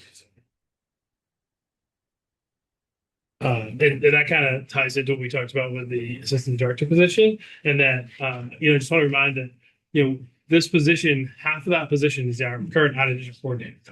So that position goes away. And is rolled into this position. So half of this person's position is working on those current cases that are out of district, working with those families, helping to support the program. That person would be a direct link to the RISE program and some of our other programs that we're working on within the district to build. So there's a strong focus so they know what's going on within those classrooms and programs to talk with families about that we have that are currently out of district about having the students come back to our community and be part of our schools. So it's going to play a really good balance role, as well as other, expansions that we've talked about for the student services and how to really make that a comprehensive department so that we're supporting, our school counselors, our school health services, and our ELL, so that, we are fully integrating student services into one department to work together comprehensively to support our kids the best that we can.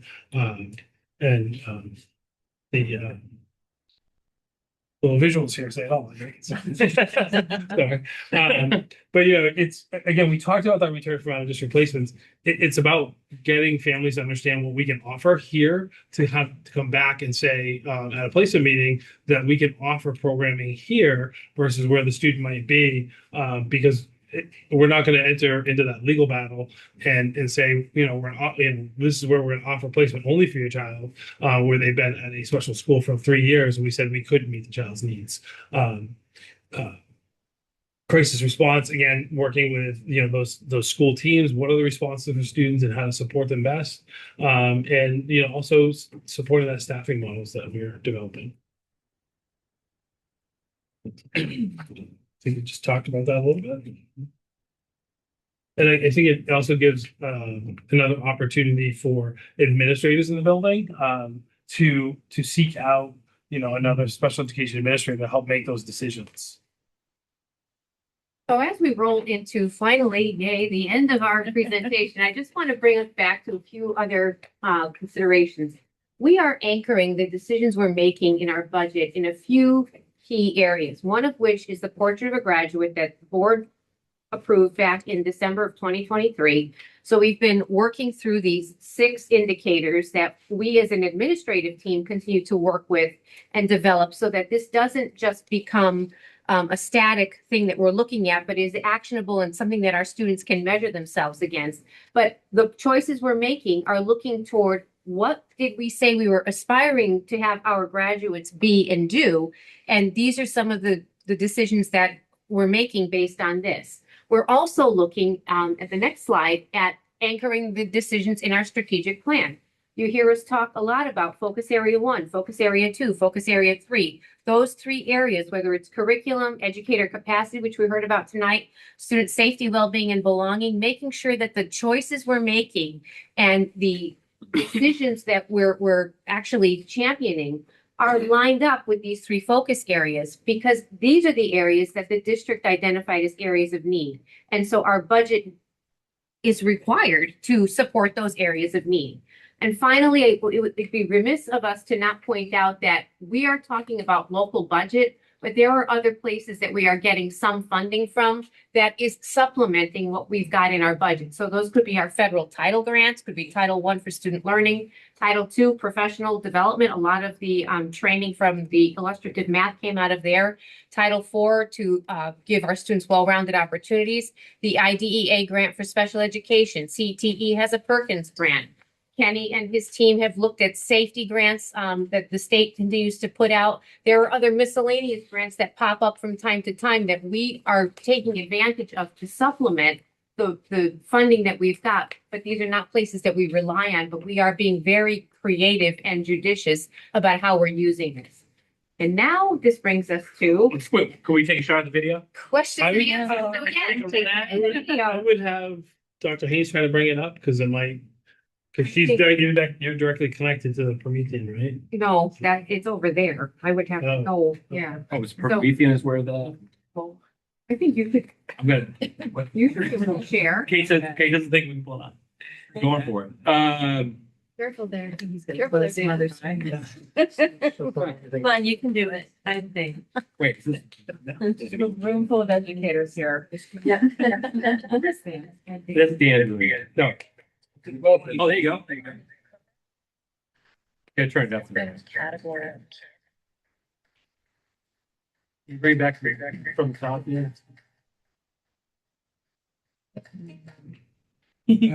One of the best things about being a liver is that don't have to be in one category. Now take back to the center. We're gonna get there. Let's do this. One of the best things about being a liver is you don't have. No, we're not gonna do it. All right, all right. Push it out. Otherwise, that goes. We'll push A it. for effort. No, it's a shame because we. It is. It's actually. I do want to thank just every single person who's sitting in the seats back here. I know you're pushing a 12+ hour day to be with us here. Is it not playing? Yeah. Okay. we're Good, we're Sorry, good. yeah. But I really truly want to thank you. I think it's important for us to do our jobs well, to really hear what you have to say and have these opportunities to connect with you. And I think it's important for the public to be able to understand the great things that we do in our schools. So just thank you for putting up with us and putting all of the time in to prepare all of your slides and come and talk to us. I think what I'm going to try my best to do is go all the way back to the beginning of the presentation and let board members ask questions just sort of in each section of the presentation. I will do my very best to call on everyone in order, and if I don't see you, throw something or ask a friend. So I think we'll go back to the very beginning and start with, I guess I doubt there are questions, but does anyone have questions just on the continuing services budget before we get into the rest of it? I have a question about enrollment. Okay, go ahead. I just, I think I'm the only person in Portsmouth that believes that with all the development, the housing developments that are going on, that it's going to drastically affect the population of our schools. So I guess my question, particularly to the principals, is, are you seeing kids registering for our schools that are coming from some of these newer developments? Do you see kids coming from Yokins? Do you see kids coming from well, I can't say WHEB yet, but, you know, the condominiums on Juniper Lane there, which would be Dondero, the Sage condominiums, which is under, I mean, do you see students coming to our schools from these brand new developments? And they're not as high, we would expect, but students are definitely coming from these areas. It seems like most of them right now are in the Dondero district. I mean, once we get the Christmas tree shops and we recently redistricted the WHEB to Little Harbor. So those kids will go to Little Harbor. But I think that's something that we really all have to pay a lot of attention to, is the fact that right now, 2,000 housing units are being built in Portsmouth. And I don't think that includes the Christmas tree shops and the development that's going to go in back of Market Basket on Woodbury Ave.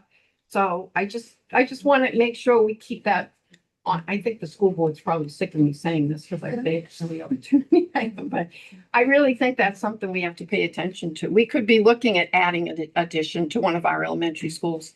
I don't know. I think our middle school's at capacity. Is our middle school at capacity? We're not at capacity right now, no. And I know the high school is not. The high school, I happened to be on that joint building committee in 2006. We built the high school for 1,500 students. And we have about 1,000 students now. So we have plenty of room probably at the middle school and the high school, but we might not in our elementary. So I just think it's I something think the other piece of that is there's enrollment, but you don't know what the student is coming with. And so when I think about the need for social workers, when I think about the need from a special ed perspective, the need for parents, or if they've come with an IEP and then we're trying to put systems in place. And so even though if they're coming from a different state, that might look a little different here, but we still have responsibility to find those supports. And so I know that Dan and the admin talk around from a budget perspective of what we anticipate, but this year there's been a lot of unknown that has come to us that we've had to really think creatively how to support those students. And so even though there's a special ed budget, it might be, you know, someone donate lamination the other day, like little things like that that add up over time that you just don't know until that child arrives in their space.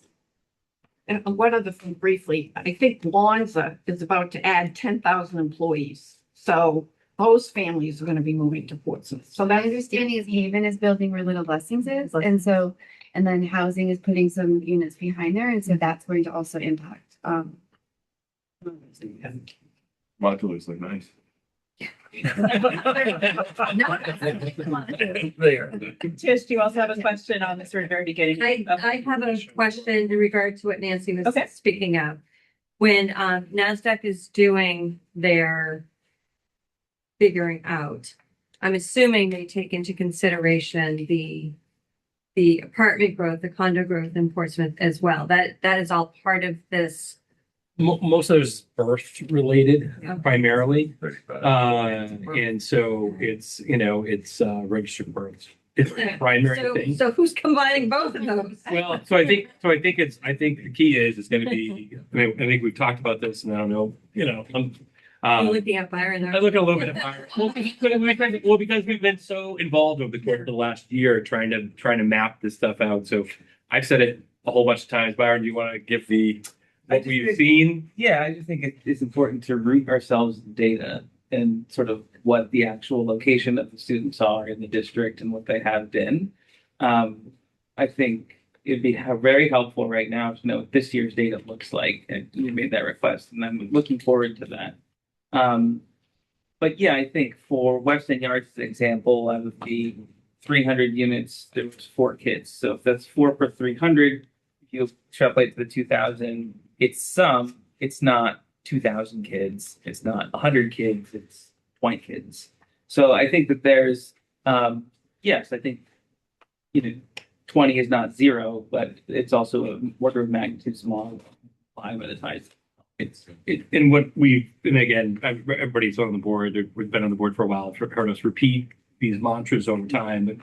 And a lot of it is about it's the nature of the housing. And 1 to 2 bedroom units. What we're seeing is do not bring in a lot of kids into our system. But it's also not about the way I've been framing it in mind. It's not about the nature of those housing. It's if it's 2 bedroom units that are being built, then someone in Elwyn who is looking to downsize as they're in the later stage of life is opening up the ranches and the capes. And so the overall system is increasing, which I can definitely see why that would push the overall numbers.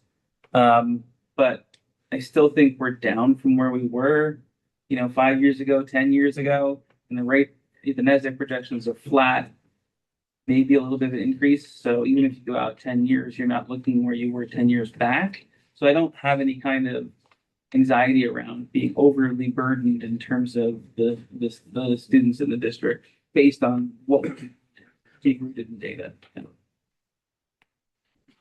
Question on the beginning, Brian? Just a comment. I think at some point we have seen the data. Basically, our enrollment has gone down, but I mean, just logic would tell you that eventually that's going to settle out because people aren't moving out of Portsmouth. Right. So I know the demographics have changed. There's still a lot of stuff coming online. So I sort of believe the narrative that NASDAQ shows us flat, at least. Yeah. As a baseline. So for me, it does make logical sense that people are going to still have babies. Any other questions? Steve? Well, it's related to the class sizes. That's in the beginning. Yeah. So I guess it's just for Kate and for Aaron. I noticed that you put in a request for an ELL teacher. And both schools are the same size, but you have a proportionately different level of ELL. And I just wondered, does that make sense? At 38 right now, as of today, we have 38 students need ELL support. Julie is 60%, or Julie voting 60%, and then Joanne, as a teacher who's come over to support us one other day. But 38 students is a lot. And of those, she said there's 9 or 10 newcomers. So those are just new to America. How many do we have at Pearl Harbor? We have 41 are going through access test. So they're very similar. Okay, that was the only thing I was struck by, that both ELL have similar services, but we have the level of support is different. And even at the finer grain size, a lot of it depends on what is the nature of those students. So if they are brand new to America, not know English at all, there's one set of services. There are some kids and then you go all the way up the spectrum where we're in monitoring, we're checking in with kids occasionally, and then there's spectrum in between. So within that bucket, there are some very different kids with some very different needs in terms of staffing. I think family needs. I think that's the other Yes. piece is we just talked about our e-school. And so there are families who didn't come, and I feel badly. But part of it is they didn't understand what that means to go overnight. And so their own hesitation. So I have to go backwards a little bit to engage in a different way. So do we have any questions on, maybe we'll break up the academic program between elementary first and then high school. Any other questions about elementary academics? High school academics? Byron and Brian? I think this is the right section. The question was about the dual enrollment and block scheduling, and if there was any enablement. I guess the question is the block scheduling make it easier for dual enrollment for the students, the way that the enrollments are set up? I mean, to make it easier or harder, it works really well with the way the college system is set up. So like we align our first semester classes with their first semester classes. The time frame is always a little different. Like we start, a week later than them, and we get up, 2 weeks later in terms of our semester breaks. But it does provide. What we notice is the block scheduling provides a lot of different times that your kid can take a dual enrollment class. And so they can have 3 in the fall, 3 in the spring. Which if you had an every other day schedule all year round, it might not look the same. I'll also say for some of the science classes, being able to put the labs and everything, it's like in a college setting, those are 2 different classes. So we do have a lot of enrollment science classes, and that block schedule allows us to have it. Ryan? I just, it's more of a comment. Well, I mean, first of all, when I'm looking at like slide 26 and 27, I wish you numbered them, but that's what they are in the deck anyways. where you talk about the different pathways and opportunities. And I know we talk about we have high performing schools. We always talk about how great our teachers are, but honestly, the leadership in Portsmouth is amazing. And you could just looking at the slide deck, the amount of time that went in here, but also all the work behind all of this stuff. So it's impressive. But what I wanted to point out was, that one in particular. I think that's a great slide to talk to, us as a board, to talk to city council, because it comes up a lot about class sizes in Portsmouth, but you lose that diversity of classes if you try to shrink down your class size. And I think it's really, I'm glad you brought it up and spoke to it. And then your journey on the next slide is really important to illustrate what you were able to, you create your own pathway. So I think, as a board, when we talk about these things with the council, I think it's really important to reflect on these two slides, because we couldn't have this any other way. And you think, when we talk about even down the four positions, I feel like we are getting at we're starting to pick away at the bone. We're getting at the meat, we're getting at the bone. I think, for years we've worked to try to make things more efficient, but I think we are at the point where this is if we go any further, we're going to start digging into these things. We were doing some recruitment and interviewing some people for a position recently, and the interview panel talked about Clipper Pride, and the people we were talking to were kind of looking at it and said, well, what does that mean? And one of the ways in which people articulated was the fact that everybody feels like they have a place at Portsmouth High School, and that is the combination of two things on that picture slide that went away, but I'm on it. Was that students have the opportunity to experiment and choose who they want to be, and have a lot of agency. They have the ability to be like, this is what I want to do, and map it out and make choices that empower them and make them feel like, I own this. I own my education. And the same thing with staff. The staff has the opportunity to offer some of these things that are exciting for staff to be engaged in. And I think Jackie, we were able to bring in high-powered staff from other places where they're like, oh, I never would have been able to teach this where else, these other places that I am. And as a result, all of those people feel like they're fulfilled by being in our system, because we're putting them in a position to make individual choices that reflect what they're interested in and where they want to be. And we talked about it as putting people in a position to self-actualize. And we have a combination of adults and students self-actualizing together. That's when the magic happens. And that is so hard to show. Jackie does mass scheduling and realize, it's so hard to show people once you start pulling away teachers, what happens and how those options all start shrinking really quickly for a lot of kids. And I'm worried that there's portions of our community have lost touch with the fact that this is amazing. And this is part of what makes our schools as strong as they are. And you can whittle away at this, and then 4 years later be like, oh, I wonder why people don't like to come as much as they used to. Wonder why kids aren't getting into the same schools they used to. Wonder why we're not able to recruit the same type of staffs that we used to. And it will be a lagging indicator on the fact that we made these choices to pull away people. And I see Tisha's hand and I see Lee's hand up there. And I want to piggyback on that briefly, because I have a senior, and part of what excites me looking at that schedule is, my student was in some of those classes. They were in the really cool dual enrollment biotech class.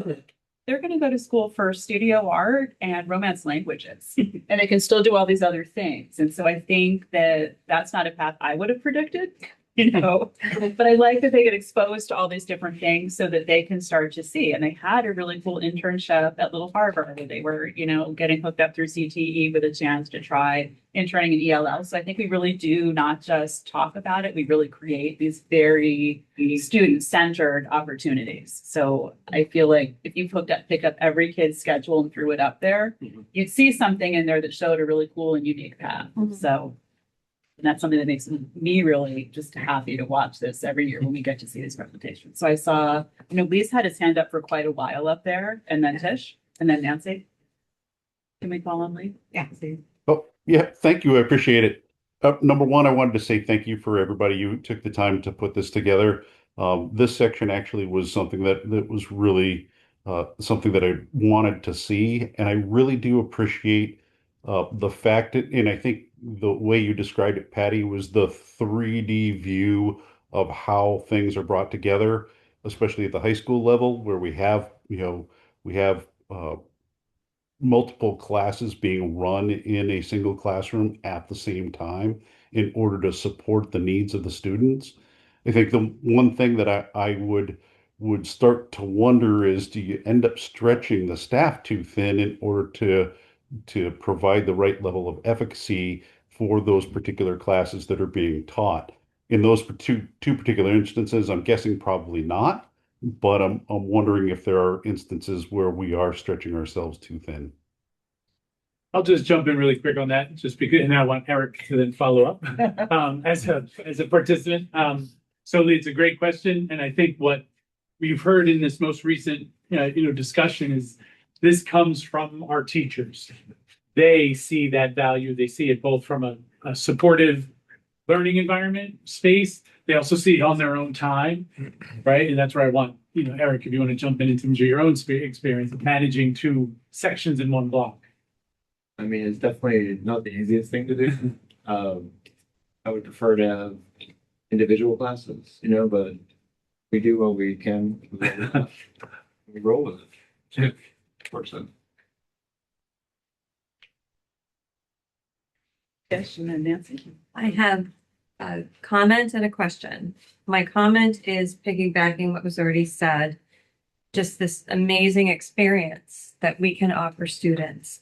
I'm a Portsmouth High grad. My boys are.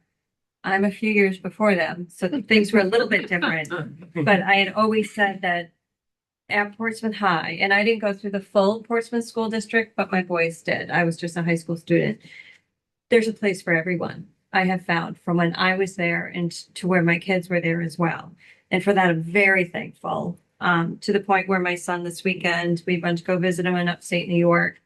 He's a engineer, graduated from RIT. Thank you, Portsmouth High, Portsmouth, Don Darrow, the middle school, everything that got him to where he was.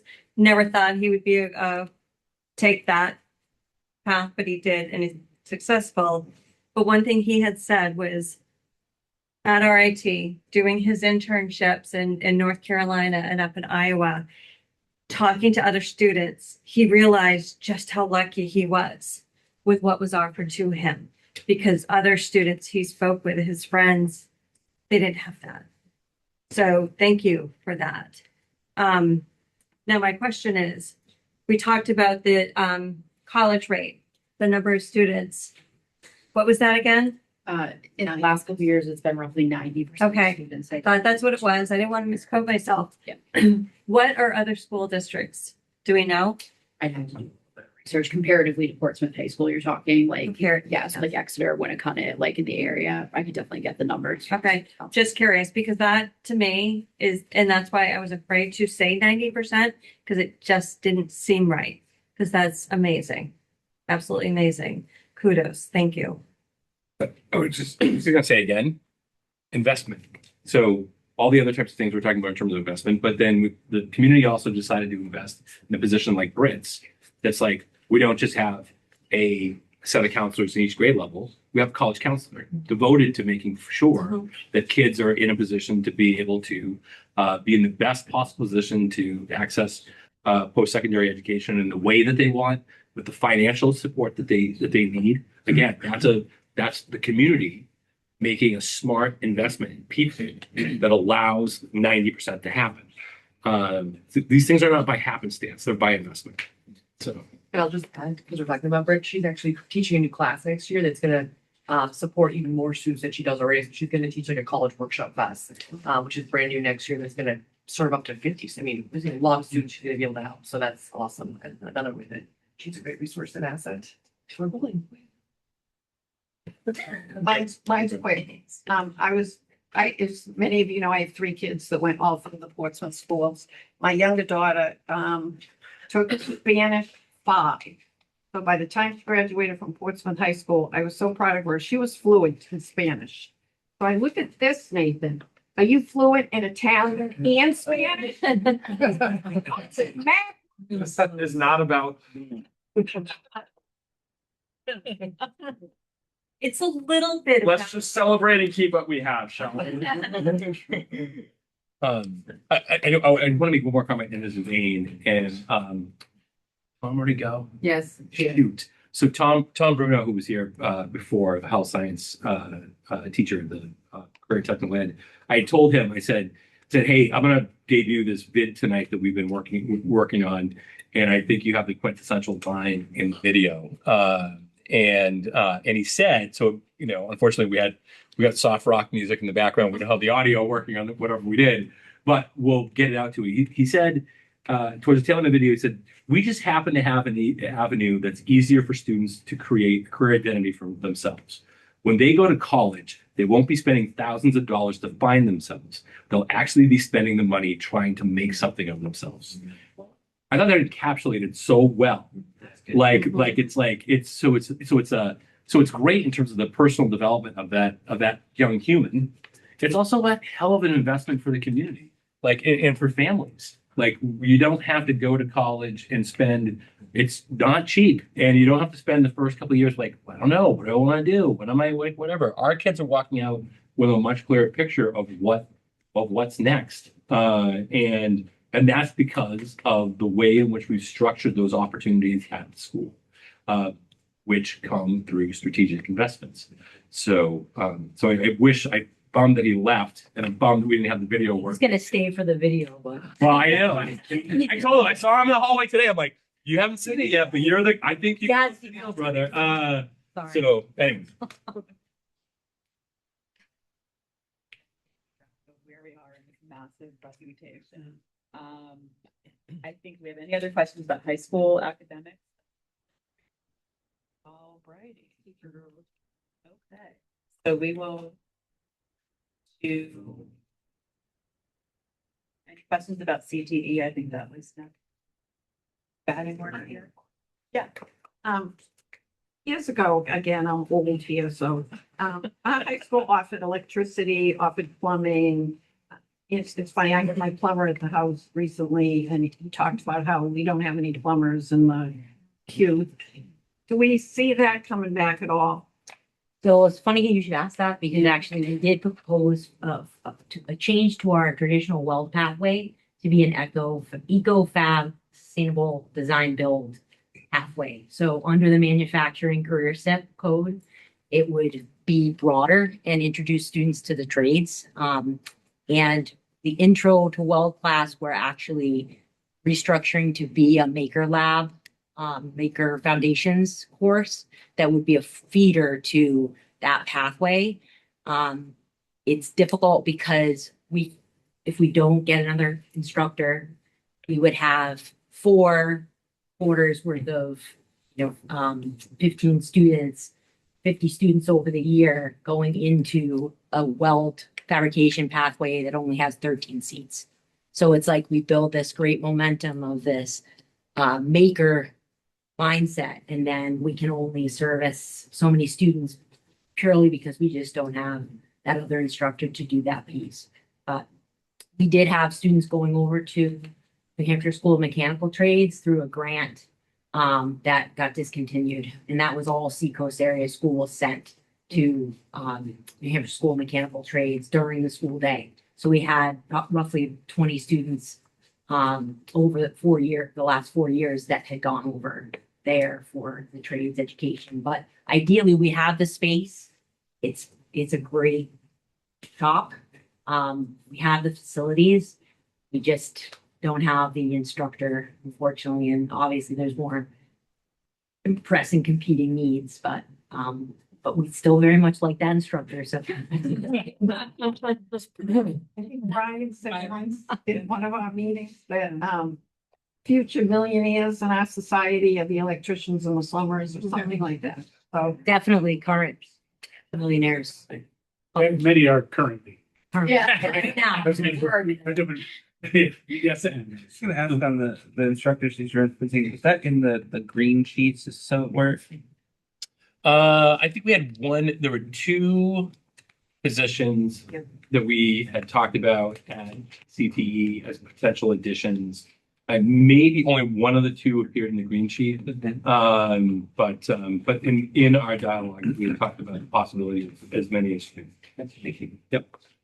So is that something that might come back to us in another year or so, or how would we be building that if we want to do that? Yeah, I think that's going to be an ongoing conversation about I think we see this is part of the budget conversation last year. So as we went through trying to get through last year's process, ultimately we went through the retirement option for people.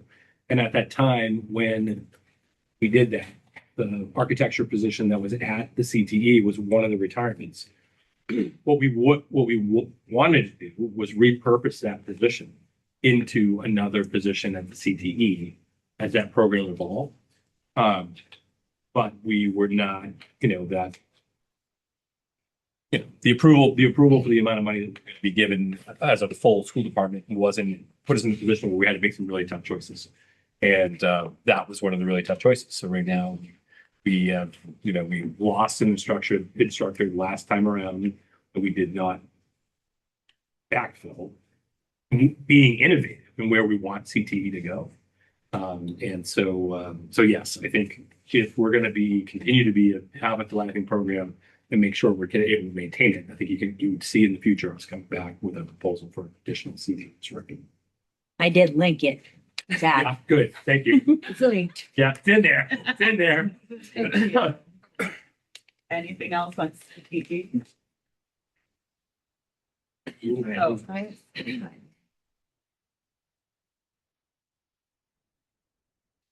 We're never gonna. Now there's not gonna be any voting. No. Right. It's a lag on it.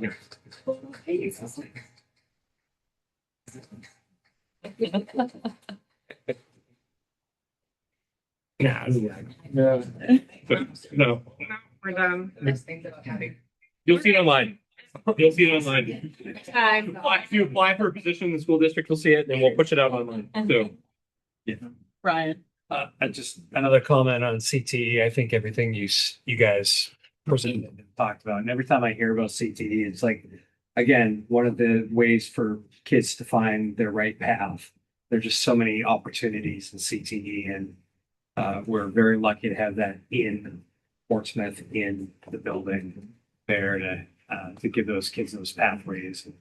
Really cool that you talked about AI, and the durable skills that kids will need. Hopefully we translate that to the whole district at some point in a different conversation. But yeah, love it. And but it's really important. And I know every so often people ask, why do we have CTE? And again, it's about supporting our kids, the variety and all the pathways that they can get from it.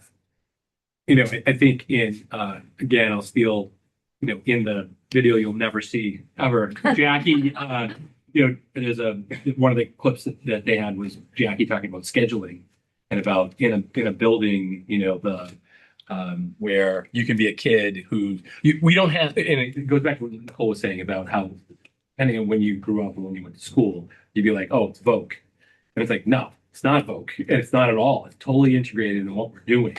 And so you can be a kid who's upstairs in, some DE science class, and then you're going downstairs and you're going to health science, and you're getting hands-on instruction in relation to those types of things. Those types of and it blends across, rather than being like, I remember, as a, early nineties, then it would be like there's a whole group of kids who lived in our communities who would disappear after the first block. Hmm. And they were off to Portland to go to Vogue. And that was it. They were gone. They weren't part of sports teams. They weren't part of whatever. They were their own crew that you kind of vaguely knew were part of the school, kind of. Here, there isn't a set of Vogue kids. All kids are in and out of all those different programs. And two, we don't end up segregating a group of kids who would have to make the decision to go elsewhere during the day. They're still a vibrant part of our school community. Not seeing any other questions on this. Do we have questions on the teacher growth and evaluation presentation? Okay, facilities. Special education. I see Byron. Oh, no. Byron. Byron. Thank you.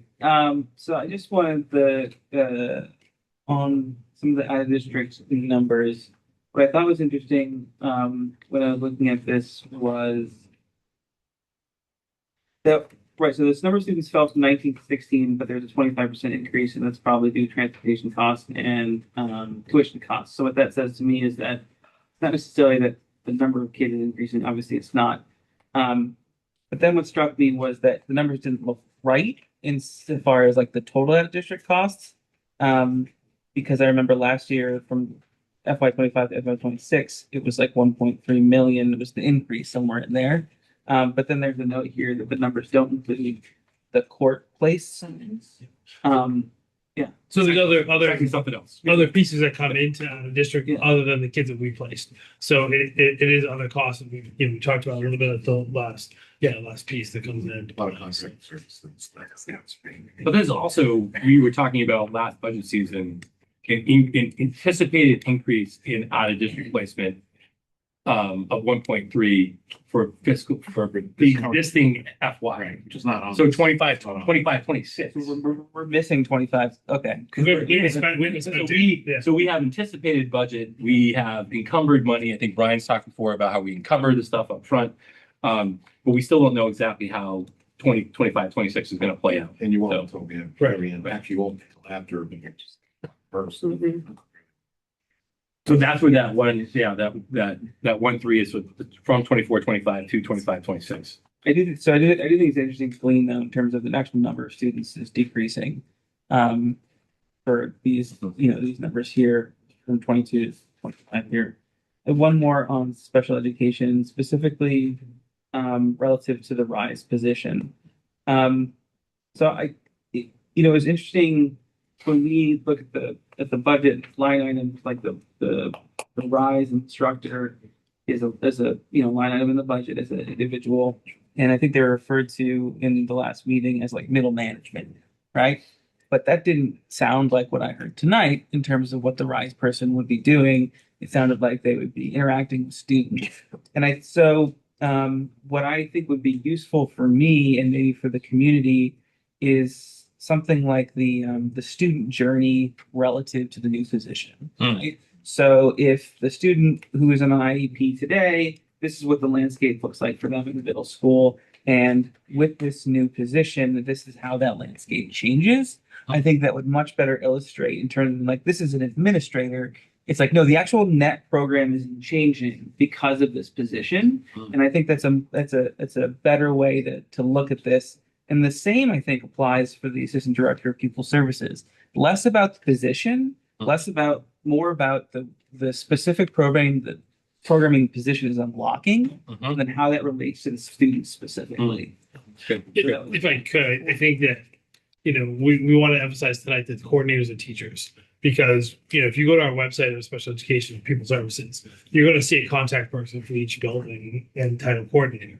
People misrepresent that. I think they're automatically listeners. They have no evaluation. They're on a teacher contract. they can have a collegial conversation with the teacher about something that they may see within their role, but they can't have a supervisory discussion. They don't supervise paras as well. They help with scheduling of paras. They understand the students' needs and everything. So I think that that was also represented as middle management. We're adding another manager, two managers. We're not. We're adding someone to help support those managers that are those coordinators that are in the building doing teaching jobs. You know, and I think Lee said it about the dual enrollment. They're dual enrolled, right? They're feeling overwhelmed with the tasks that they have. So we're trying to help support them the best we can. Yeah, I just think like back to I think what I was trying to articulate is like I'm a software engineer. I get tagged all the time for being way too technical when I'm explaining, right? Like Byron, we don't care how it's built. We want to know what it needs for the user, right? What does it need for them? And so I think that would be really good to illustrate because you're all obviously very technical insofar as the knowledge relative to programming, but driving that value to the end user is what we're driving. One other thing I should have mentioned, it's in the notes behind the slide, but there's the elimination of 2 tutor positions that really help offset the cost of a RISE teacher built into that. So that the actual ask, the monetary ask is much smaller because we're rolling in two tutor positions that would be in exchange for 1 teacher. And it's the same with the assistant director, where we're repurposing a half-time position. We're adding an additional half. But we're repurposing the district coordinator to become a full-time person to do this other work at the same time. And again, we're net, even with these requests, even if it was approved, we're net 4.5 positions in. See you down there, Jeff. I'll just say you're a great software engineer because thanks for the redistricting software. That's true. Probably could sell that and make some money. I agree with what you said, and I think a lot of it is about bringing the narrative in a way that people can digest it. And I know you guys, you're knee deep in all this stuff, and of course the lexicon. Took me years to kind of figure it out. I'm not a teacher either, or never been a teacher. And that's why I pointed out those slides of the student's journey was so important, and also seeing what the pathways are and talking about CTE. But specifically on the out of district placements and stuff, you had talked about the reimbursement side of that. I think it's really, I think it's important to talk about that, even if it's just like papering it from last year and showing what the costs were and the revenue. Because that will be helpful because there is some revenue coming in, and that way we can just see that. And I know I've probably mentioned it 2 or 3 times, but just with the coordinator position, the assistant director position is showing like what you're going to unlock for value out of that. Where we talked about, you have this on slide 52 showing the outplacement to in-district support, return some of those placements.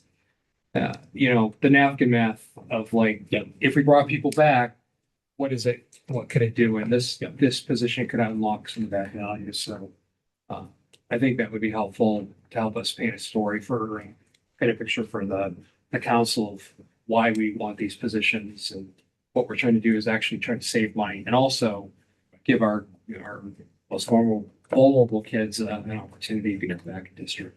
High level service and efficient. I saw Lee and then Nathan and then Tip and then Nancy.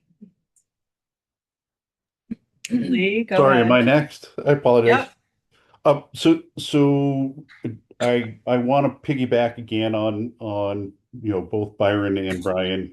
I think good statements both parties made that kind of aligned with what my thinking was, which was, how does having the person from a RISE perspective, how does having somebody like the assistant provide, I'll say, future return on investment for the constituents within our city? How is it providing value to the students such that we can actually mitigate some of the risk, not even necessarily pull people back, from out of district placements, but mitigate that risk in the first place of having them ever need to be considered for out of district placement is one of the things that I think would be great to paint the picture for. That leads me into another, I'll say, short set of questions, which is, kind of ties to my original reasoning for bringing up ADA last meeting, which is, do we actually on a regular basis do ADA self-evaluation? Because as we think of developing, I'll say, a stronger in-district programming that helps support us not having to send students out of district, that's going to become even more important. Do we actually have an ADA coordinator, which I don't know who that is, or if we do. But, does that person then, is that person responsible for those ADA self-evaluations such that we actually know what we need to do to make sure that we actually have the facilities in order to provide that in-district placement that we'd like to actually achieve? But again, I think that comes from two different routes, and it depends on the nature of it. So I'm assuming, all the facility stuff we talked about is really programmatic to unique students. And there's two different routes where that might come about. And it's not, I've never been in a district where there's a standalone ADA coordinator. What you end up with is two different processes and people involved in those that can lead to those types of accommodations for students. And one is the IEP process. And if a student has a particular IEP that creates a need for certain things, that's there. And the other is the 504 process. So if there's not a disability that leads to the need for specialized instruction, but it does lead to the need for some type of assistance that will allow access, then we would go through, we would identify that student. That student could be identified by a variety of different people. And then we go through a process to determine what does that student need in order to access education. I don't know, Dan, if you want to. I think to that, when we talk about programming for students, we're going to look at the students' needs. And like you said, getting away from the ADA, because our buildings are ADA compliant. The doors are wide enough, the rooms, the bathrooms are set up, so they're wheelchair accessible, all those type of things. If we have specific needs within a room because we're doing more rich programming for a group of students, we're going to evaluate that with the personnel we have, the OTs, the PTs, the teachers, Kenny, we brought Kenny in, if we have students that have behavioral challenges that need a quieter room, what does that look like within our buildings, elementary, middle, or high school? And, sometimes there might be dividers that are put up or partition, so there is a quiet space for kids and Zen dens. So those are going to be, done. And then Kenny's crew, if they have to build a small room, they're still going to make the accessibility has to be followed as part of that, compliance, I think, too. So it's going to be program specific, really what the needs are of that population.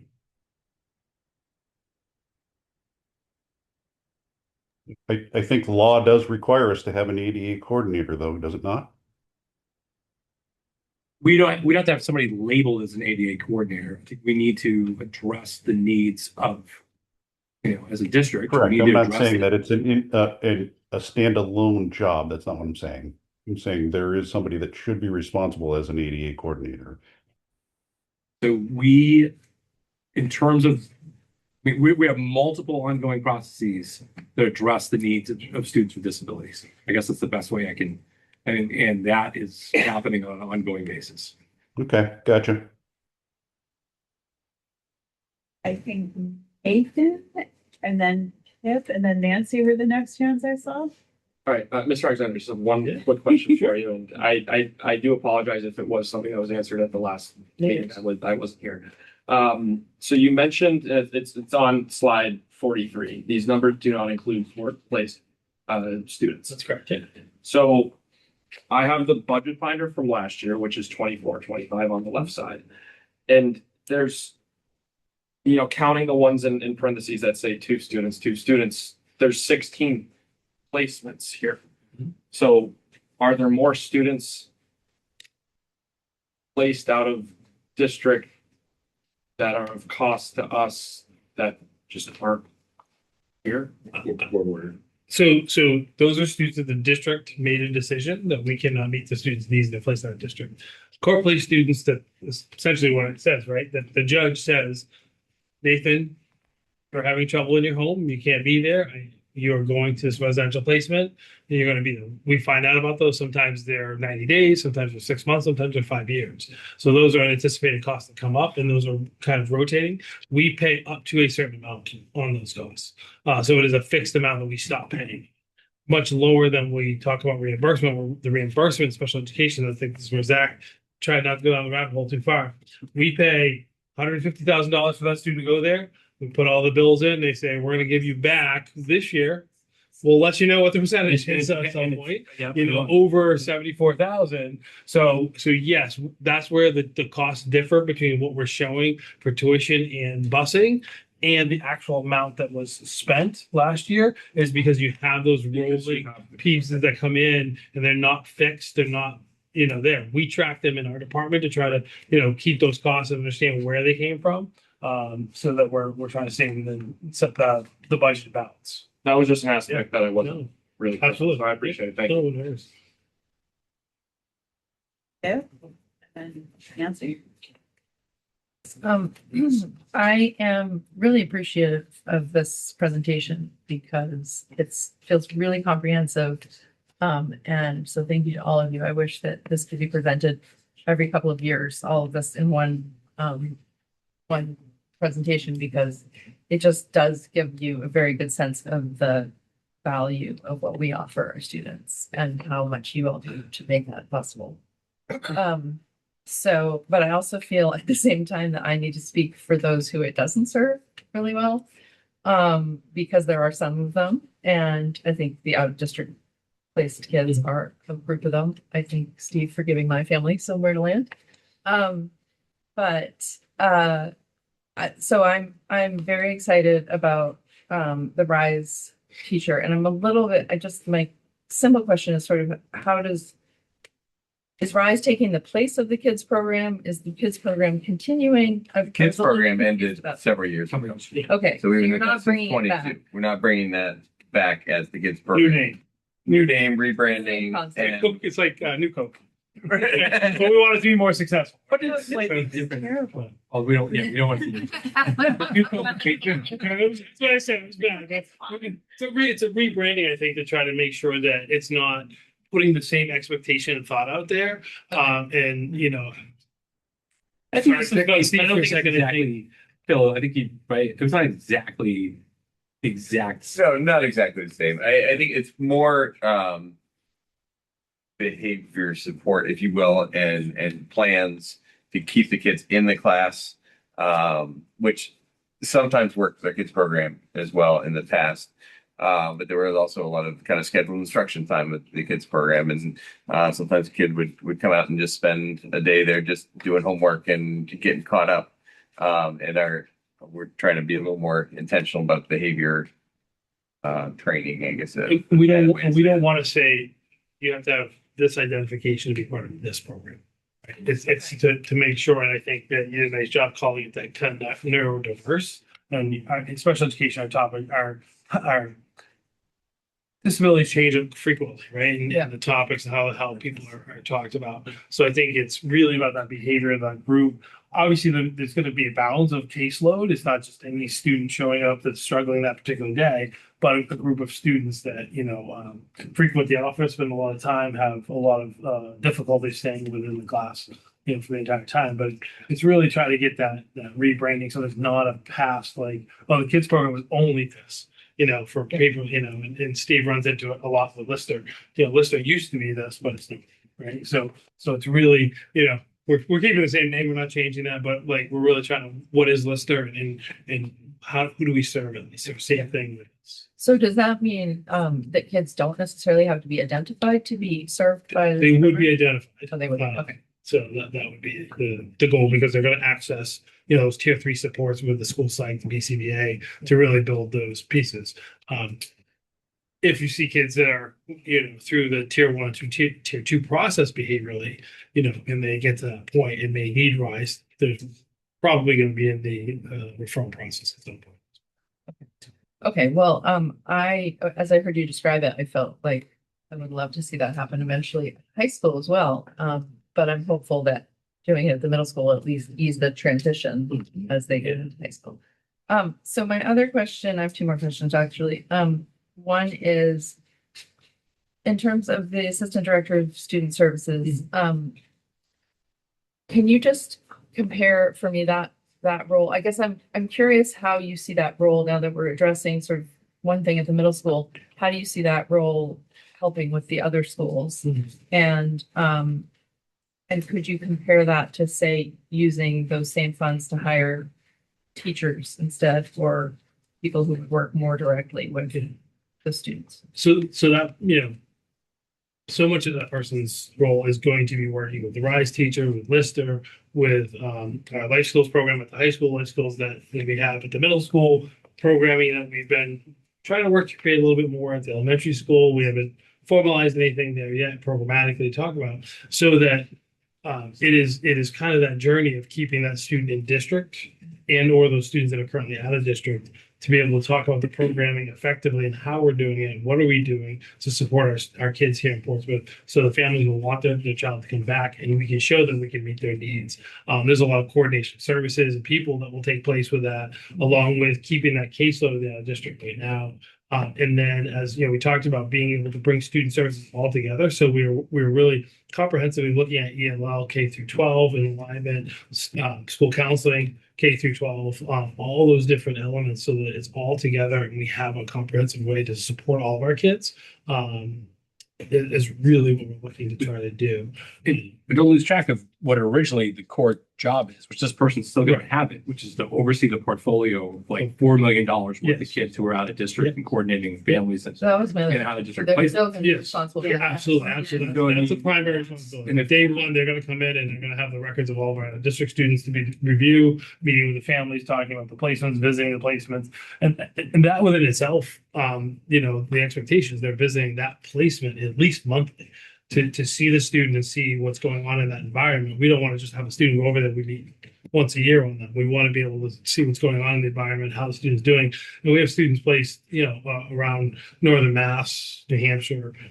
So there'd be, a lot of that involved as well. And then boots on the ground in the schools, supporting those programs that we're developing and doing right here. And I was going to say, if you mismanage a $4 million portfolio, your costs start skyrocketing. And so this is something we want to make sure we have very close hands on. It's also going to inform us in a lot of ways around having a real in-depth understanding of what those programs are and what's happening, because that helps us build on our side what it should look like and what families are going to feel the most comfortable with, in terms of being like, we can replicate what you're getting at such a place, and you're able to be here with your kids' friends from the street. Like, you're going to be in class with them at our schools, and we're going to be able to replicate what what we now see and understand in depth in these other places. And I think one of the things to look at within the 3 years we showed, there's transportation was doubled. So that's also going to be another aspect. Is really honing in on that transportation cost and looking at that as well. What are the other opportunities for other districts around that are using bus companies? We're looking at some of the contracts, trying to lock in some better costs so that we're maximizing currently what we have and trying to reduce some of that cost initially as well. So it's really a comprehensive piece there. Okay, so do you foresee that part of the role being about 50% of their time? Yeah, absolutely. Yeah. And we didn't really factor it in. They're also going to help oversee our extended school year program. That's where a lot of our programming takes place as well for a lot of our needy kids. So it's going to help support all of that programming that takes place in the summer. Okay. And then I have a couple of questions about the legal costs. I don't know if we want to. Sure. Are we moving that far? Nancy, Yeah. sorry. Question about special ed before we move on. Yeah, I did. Why don't you do that, and then we'll circle back to you. I think I've said this before too. I'm just concerned about the out of district placements. Like, if I look at the budget from last year, we had 18 students and it came out to about $4 million. If I'm looking at the budget correctly, this year we have 24 students and it went out over 5 million. Last year, the city council was just so hung up on that number And now we've added $1 million to it this year, and we've added 6 students. So I just have this idea, but I'm not sure it's been flying very well. I wish we could say to the city council, we of these 24 students, we have X number that are court awarded, and that costs us X number of dollars. We have X number that have services that we can't provide. Therefore, they're out of district. That costs X number of dollars. We have so many students, X number of students where we've met with the families, the administration, and they are placed out of district because we can't service them. That's X number of dollars. I just wish we could, we're not mentioning names, we're not mentioning diagnosis, I think if we could explain in a more precise way why we have so many out of district placements. And of course, we can talk about how adding this staff person is going to hopefully help to reduce that number. I think this is going to come back to haunt us this year again with the council. I just wish we could explain better why that number and why that number of students. And now it's grown 6 students since last year. I think what's challenging, well, we've talked about it, is privacy of students is the issue. But we're not talking about diagnosis. We're not talking about name. We just, it's total generality. So, and I agree, right? And I'm not here to say I want that number to grow. I want that. I'm saying, how do we build programming and get kids back? I don't want to reveal my previous districts, but that was always a focus as well. And it was a much larger district, and our number was small. Why? Because we had programming in the district, and we had multiple programs in the district to support kids. Those are built over time. I'm not going to sit here and say I built them. No, I did not. I was there. I inherited them. I worked on them. It helped us to keep kids in district and to some level reduce those numbers or keep them stable so that you didn't send more students out because you're building more programming and richer programming. And I think that is the narrative that I'm trying to bring forward, is that we don't want to see that number increase.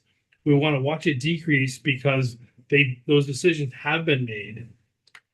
We want to have families want them back, and that's the message I want families to hear, is that we want to create things so they feel, their kids feel welcome back in Portsmouth as part of the school community and part of the overall community, what that may look like, so we can create better programming to meet all students' needs across the board.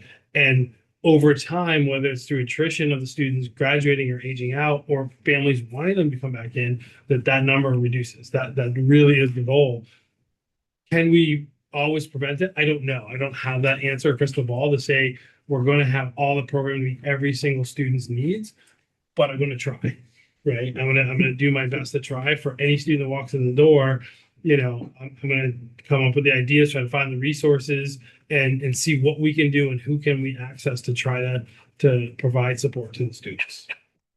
I would just add to that. I mean, I think as our finance committee is getting back up and running, I mean, that's the kind of question that we could certainly chew on in that setting, to say, if we want to be strategic and go out 5 years, 10 years and have our moonshot and figure out what would it cost and what would we want to do with all of these people telling us what they believe would work best for kids. I mean, I feel like that's something that we could certainly as a board decide that we want to look at. It would, I guess, from talking to some other districts that have wrestled with these same ideas, is initially, I think it would be a cost. And then over time, it might become an option for kids that keeps them and maybe saves us money. But I don't think we'd have a one-to-one savings instantly. I mean, I'm not. But I think if we look at Lister Academy, 28 students. This quarter is 29, next quarter will be 30. That's $3 million in savings. Yeah. If we didn't have the Lister Academy. Imagine you could take this $5 million and create programs within your own district. I totally agree. I really like how you've articulated what, I don't know if we've ever really articulated that well in the past. I think, I like what you said, and I think that makes sense, that's how we can change this whole, we're on this tunnel where we keep adding every year. But, articulate that for us. Happy to. See other tips. And Steve, Well, I just wanted to follow up on that, and I was going to say what you said, which is we have place, Lister, that does a lot of this stuff really well. So we already have a model, and if we could, rather than, it may not be practical to expand Lister much more, but to bring some of what they do into our other schools would be incredible. What about that number you just used? Only because I've heard somebody in some conversation at one point say, well, didn't we throw as a community $3 million into that place? Well, what did we get for it? You've got years worth of millions of dollars of payback is what you've gotten. And an amazing program for kids. If you've been over there recently, the symposium the other day was amazing. So you get an amazing product for kids. You're addressing the needs of a bunch of students who would have a hard time, getting what they need. And you're doing it at, $3 million a clip savings on right now on an annual basis.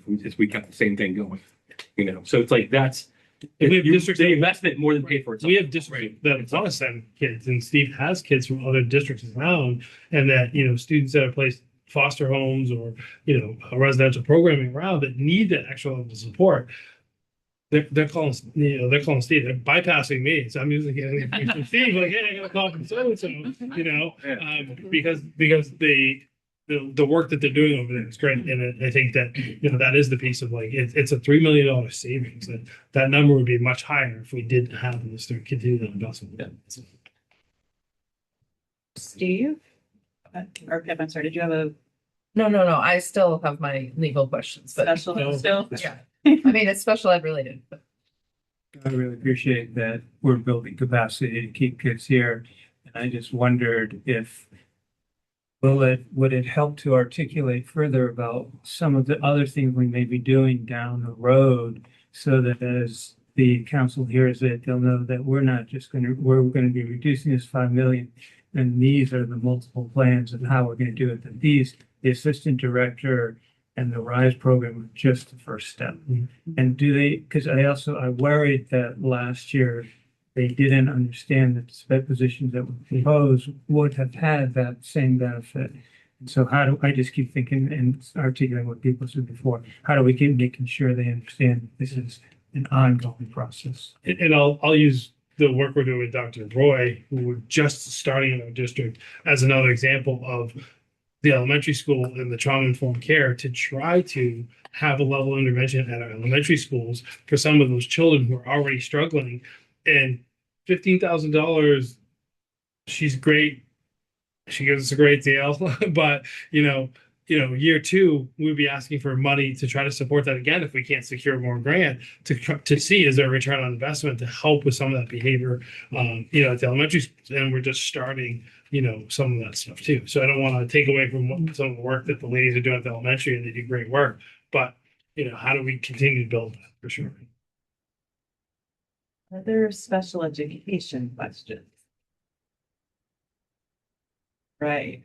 Pip, you finally get to ask a big question. thank you. Well, it is special education related, but specifically on slide 44, 2 questions. One is, Zach, you mentioned the Primex coverage that we end up with. Yep. Is that included in these numbers, or would these numbers be up to that? Yeah, improv, Right, actual numbers. these are our actual bills. These are our invoice numbers from Wadley is what I built the stack chart. Yes, I mean, anything that Primex pays for is not included. Not Not there. yes. Okay. That's very helpful. And then, do you have any idea or accounting for why there was such a drastic increase in legal fees in the last 2 years?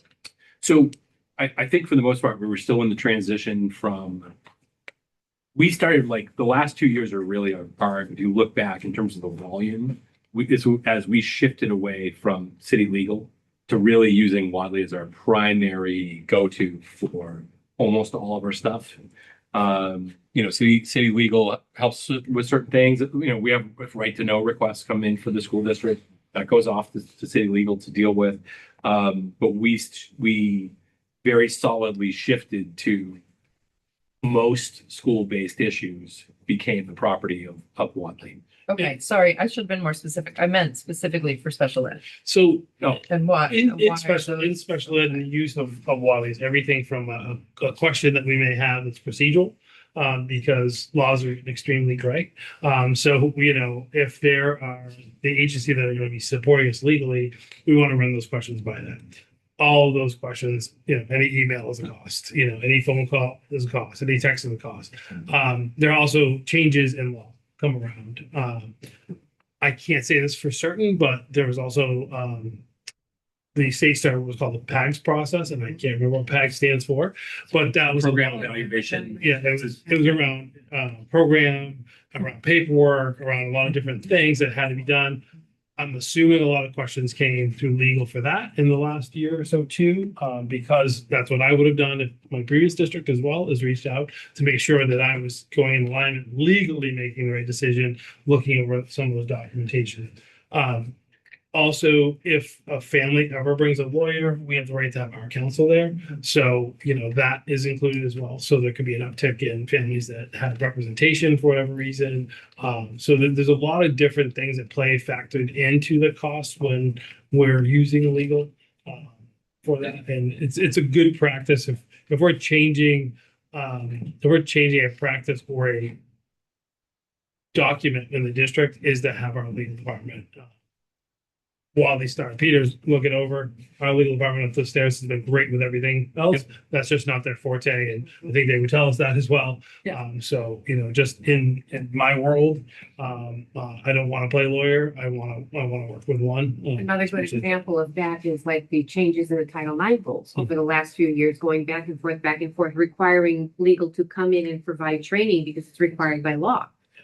You want to make sure you've got the right people providing the training for that. So anytime they're changing laws and the laws like to tack on, and you will have training on this, you want to have the people in front of the people who need to be trained who have the expertise in that. So there's a lot of that. We can do a little bit of additional breakout if it's, I mean, if there's particular One thing concern I'm- about costs. I'm just curious whether, would this include any payouts like in settlements that we might have? Now, if we come to, and I don't know, Brian, you could think where in terms of the budget, that stuff ends up being, how does that work out? And where does that come from legal services? So if we have to pay for contract service. Right. Then we'll pay for contract services. Everything up to that would be legal cost. So any But it wouldn't include a payout. any engagement we would have in any type of proceeding like that would be our legal cost. Okay, thank you. Okay, I feel like we're getting into the home stretch, people. I'm hoping we can send people home who have to work in not that long a period of time. So you're gonna have a lot of. They would. I guess I'm still having PTSD about our budget last year, which we were trying to get Steve Adler. I don't know if you might not know, but we're trying to get $155,000 from the city council so we could start the RISE program or kids, whatever you want to call it, at the middle school. We didn't get it. We fought so hard for it and we didn't get it. So I guess my question is, you know, our school budget is half the city budget. We have a $70 million budget, which is half of the city budget. I think if it's possible, if we could really sit down, maybe have a work session with the city council and say, yes, Nancy, we need to talk to about, we have half the budget and this is what we're spending it on. We've never had our own work session. We always have to do the police and fire with us. I don't know. It's Thursday is West just- week. Thursday. Oh, come on back. It'll be Well, really fun. well, to be clear, Thursday, the work session though is very much a facilities conversation. It's just a thought. I don't know. So you guys talk about it and see what you think. But I wish we could have our own time when we could sit down with the council. We're spending half of your budget and this is what we need. Expansions and renovations. I'm still suffering from last year. All right. Any last questions going once? All right. I want to just thank all of you for your time, for everything you do every day for all of our kids and all of your buildings, and for putting up with what is I can't even say a 12-hour day anymore because that would be a Nope. gross underestimate. Oh, now I'm coming down. I'm in late grade. Then. I do think it's very helpful. Thank you guys. Everyone. Motion to adjourn, and I will second you. And I. Ladies.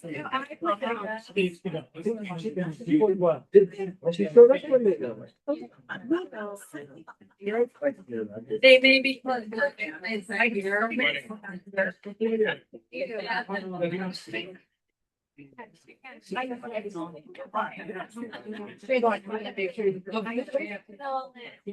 Yeah.